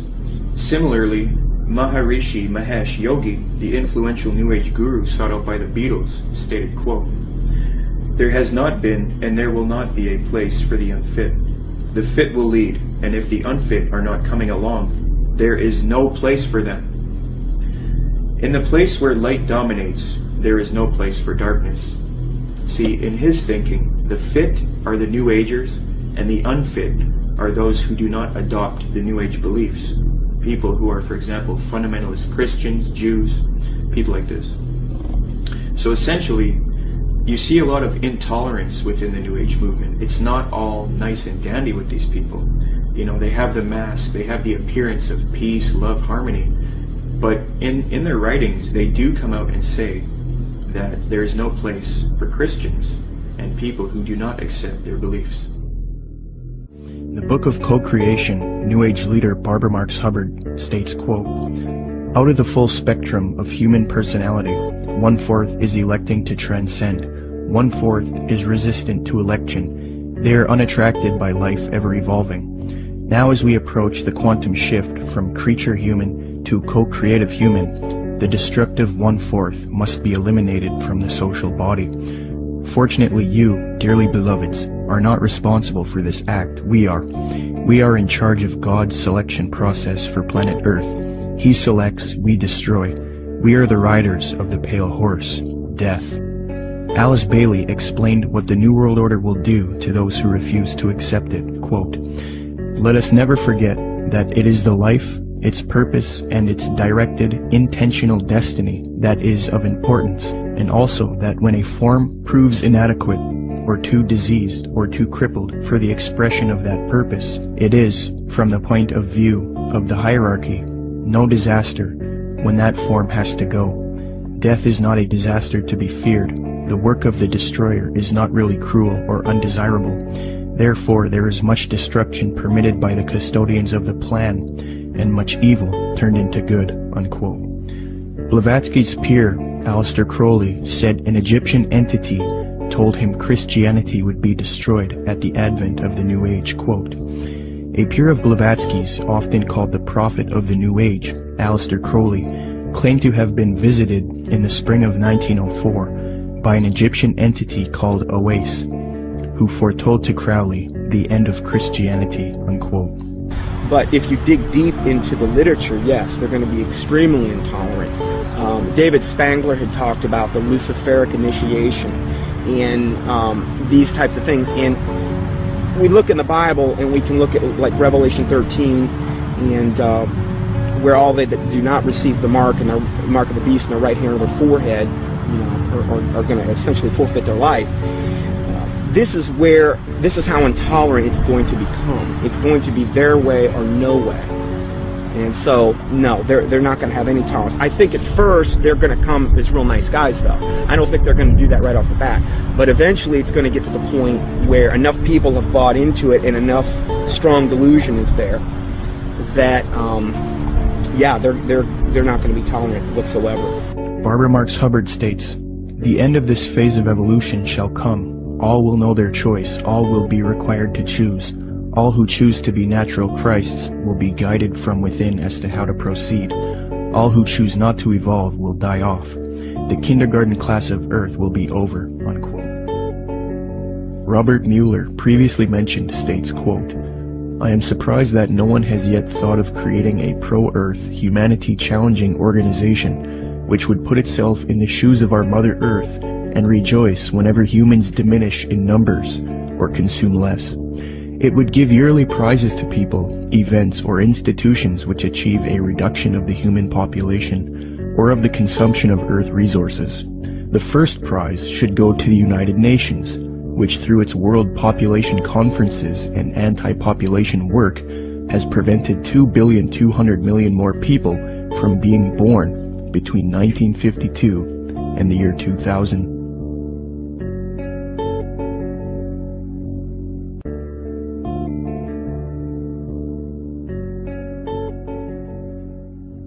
The reason the Christian anti-New World Order researchers have been silenced and replaced with New Age advocates is because the New World Order occultists and New Age advocates hate biblical Christianity.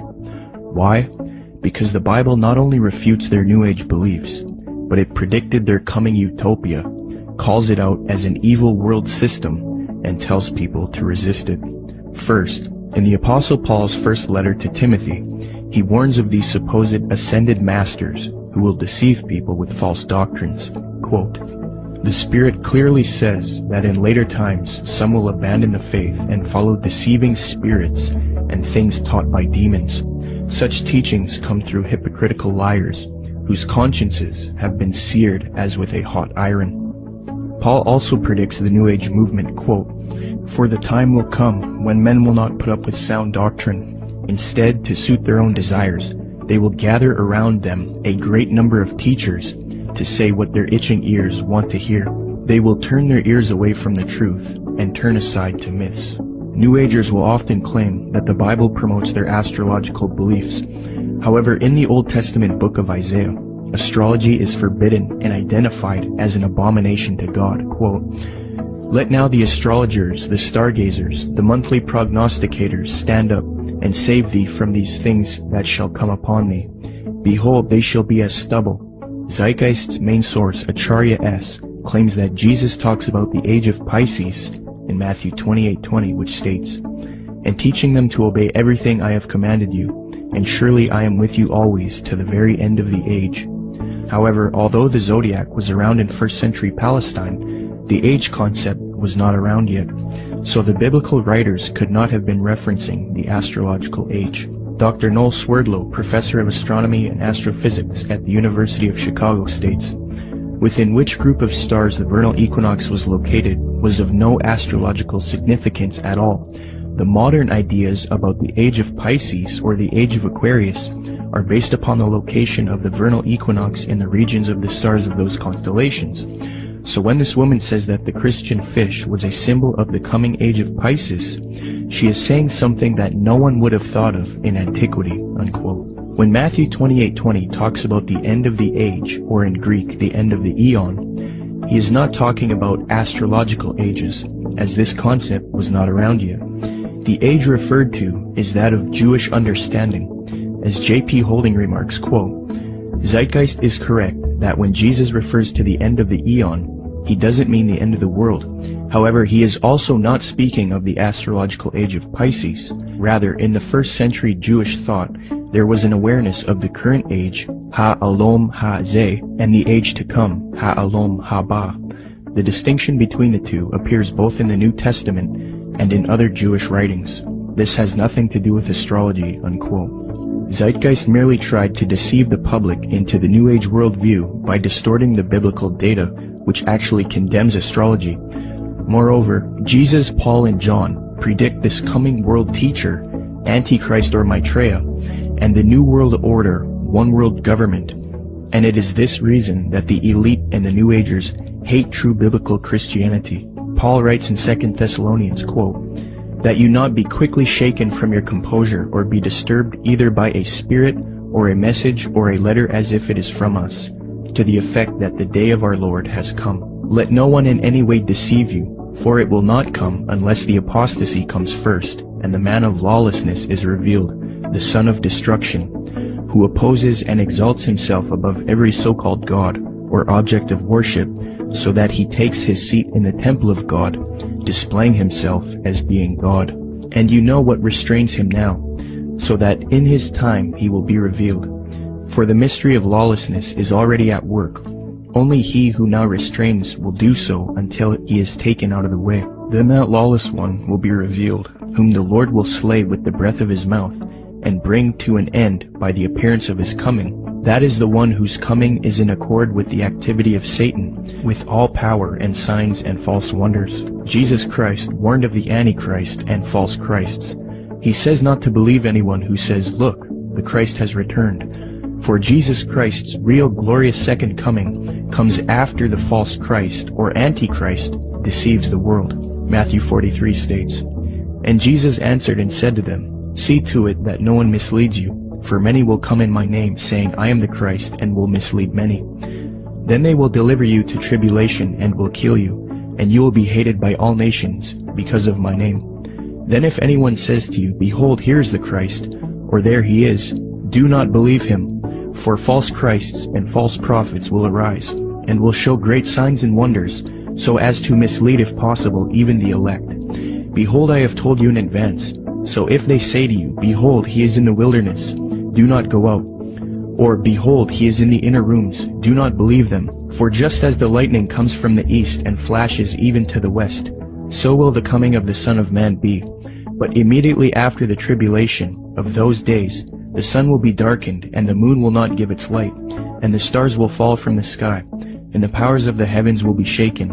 And then the sign of the Son of Man will appear in the sky, and then all tribes of the earth will mourn, and they will see the Son of Man coming on the clouds of the sky, with power and great.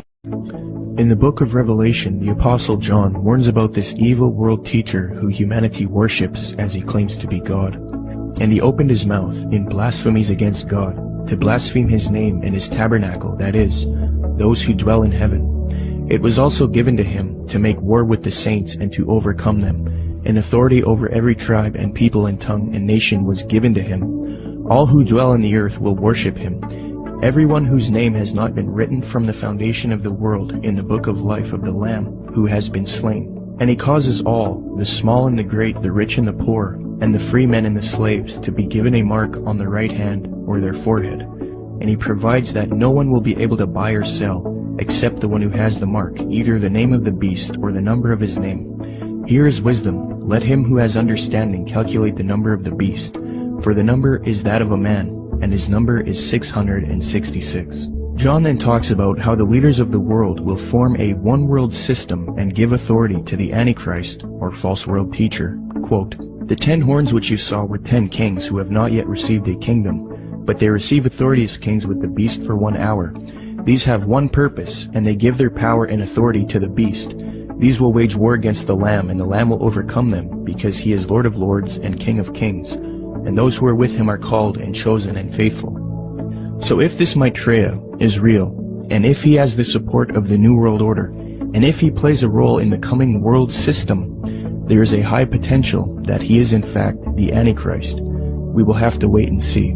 The Bible talks about how the real Lord Jesus Christ will return after this world system is created, and this world teacher deceives the planet. Revelation 6 says, Then the kings of the earth, the princes, the generals, the rich, the mighty, and every slave and every free man, hid in the caves among the rocks of the mountains. They called to the mountains and the rocks, Fall on us and hide us from the face of him who sits on the throne and from the wrath of the Lamb. For the great day of their wrath has come, and who can stand? The time that it's talking about in the Bible is actually going to be a time when the world is going to be extremely happy to be in this new system. And that includes people that right now think that they know all about the New World Order and all this stuff.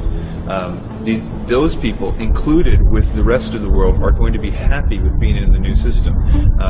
What the Bible describes as something that is almost impossible to believe, in the sense that people are going to give their worship. These are politically correct people are going to give their worship to a man, that something is going to happen to cause them to worship a man, and that is something we're not ready for. It's something that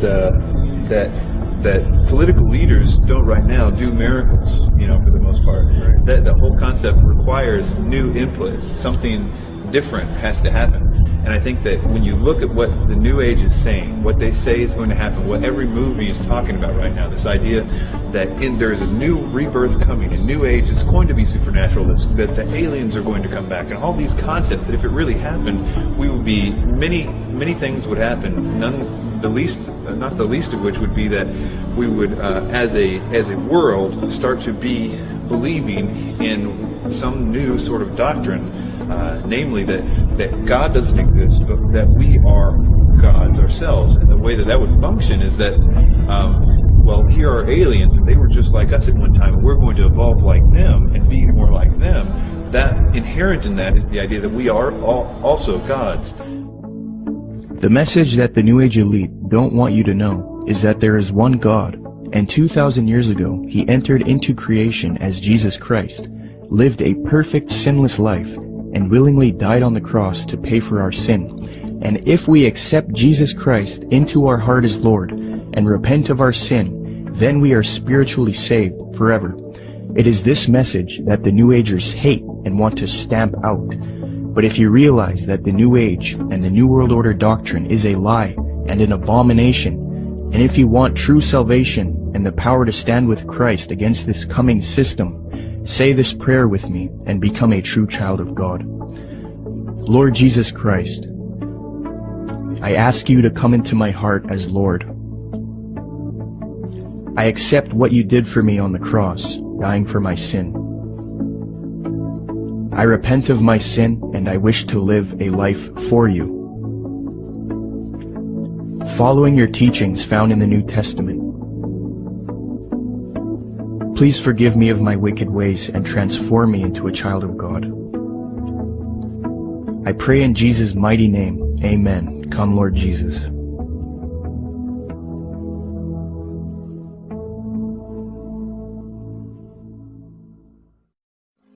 You don't really understand sometimes what a terrible burden it is to know some of the things that I know, and try to wake people up and impart this knowledge to them, and find out that they just have walls built in front of them. They want to be slaves. But we're making some chinks in those walls. You must publish only documented fact. And you must stay away from printing articles from people who will not document as fact what they put in their articles. That's why my broadcast scares the hell out of socialists.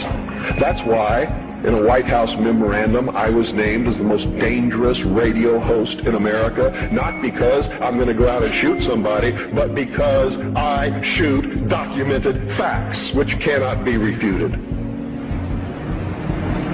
That's why. That's what's dangerous. Seek ye the truth, and the truth will make you free, and nothing else will do it. Jesus Christ has never lied to anybody. Why won't you listen to Him? Don't spread a rumor. Spread the truth. Document it. Prove it. Make it irrefutable, and you too will become dangerous to those who admire us in lies and enslave us in socialism.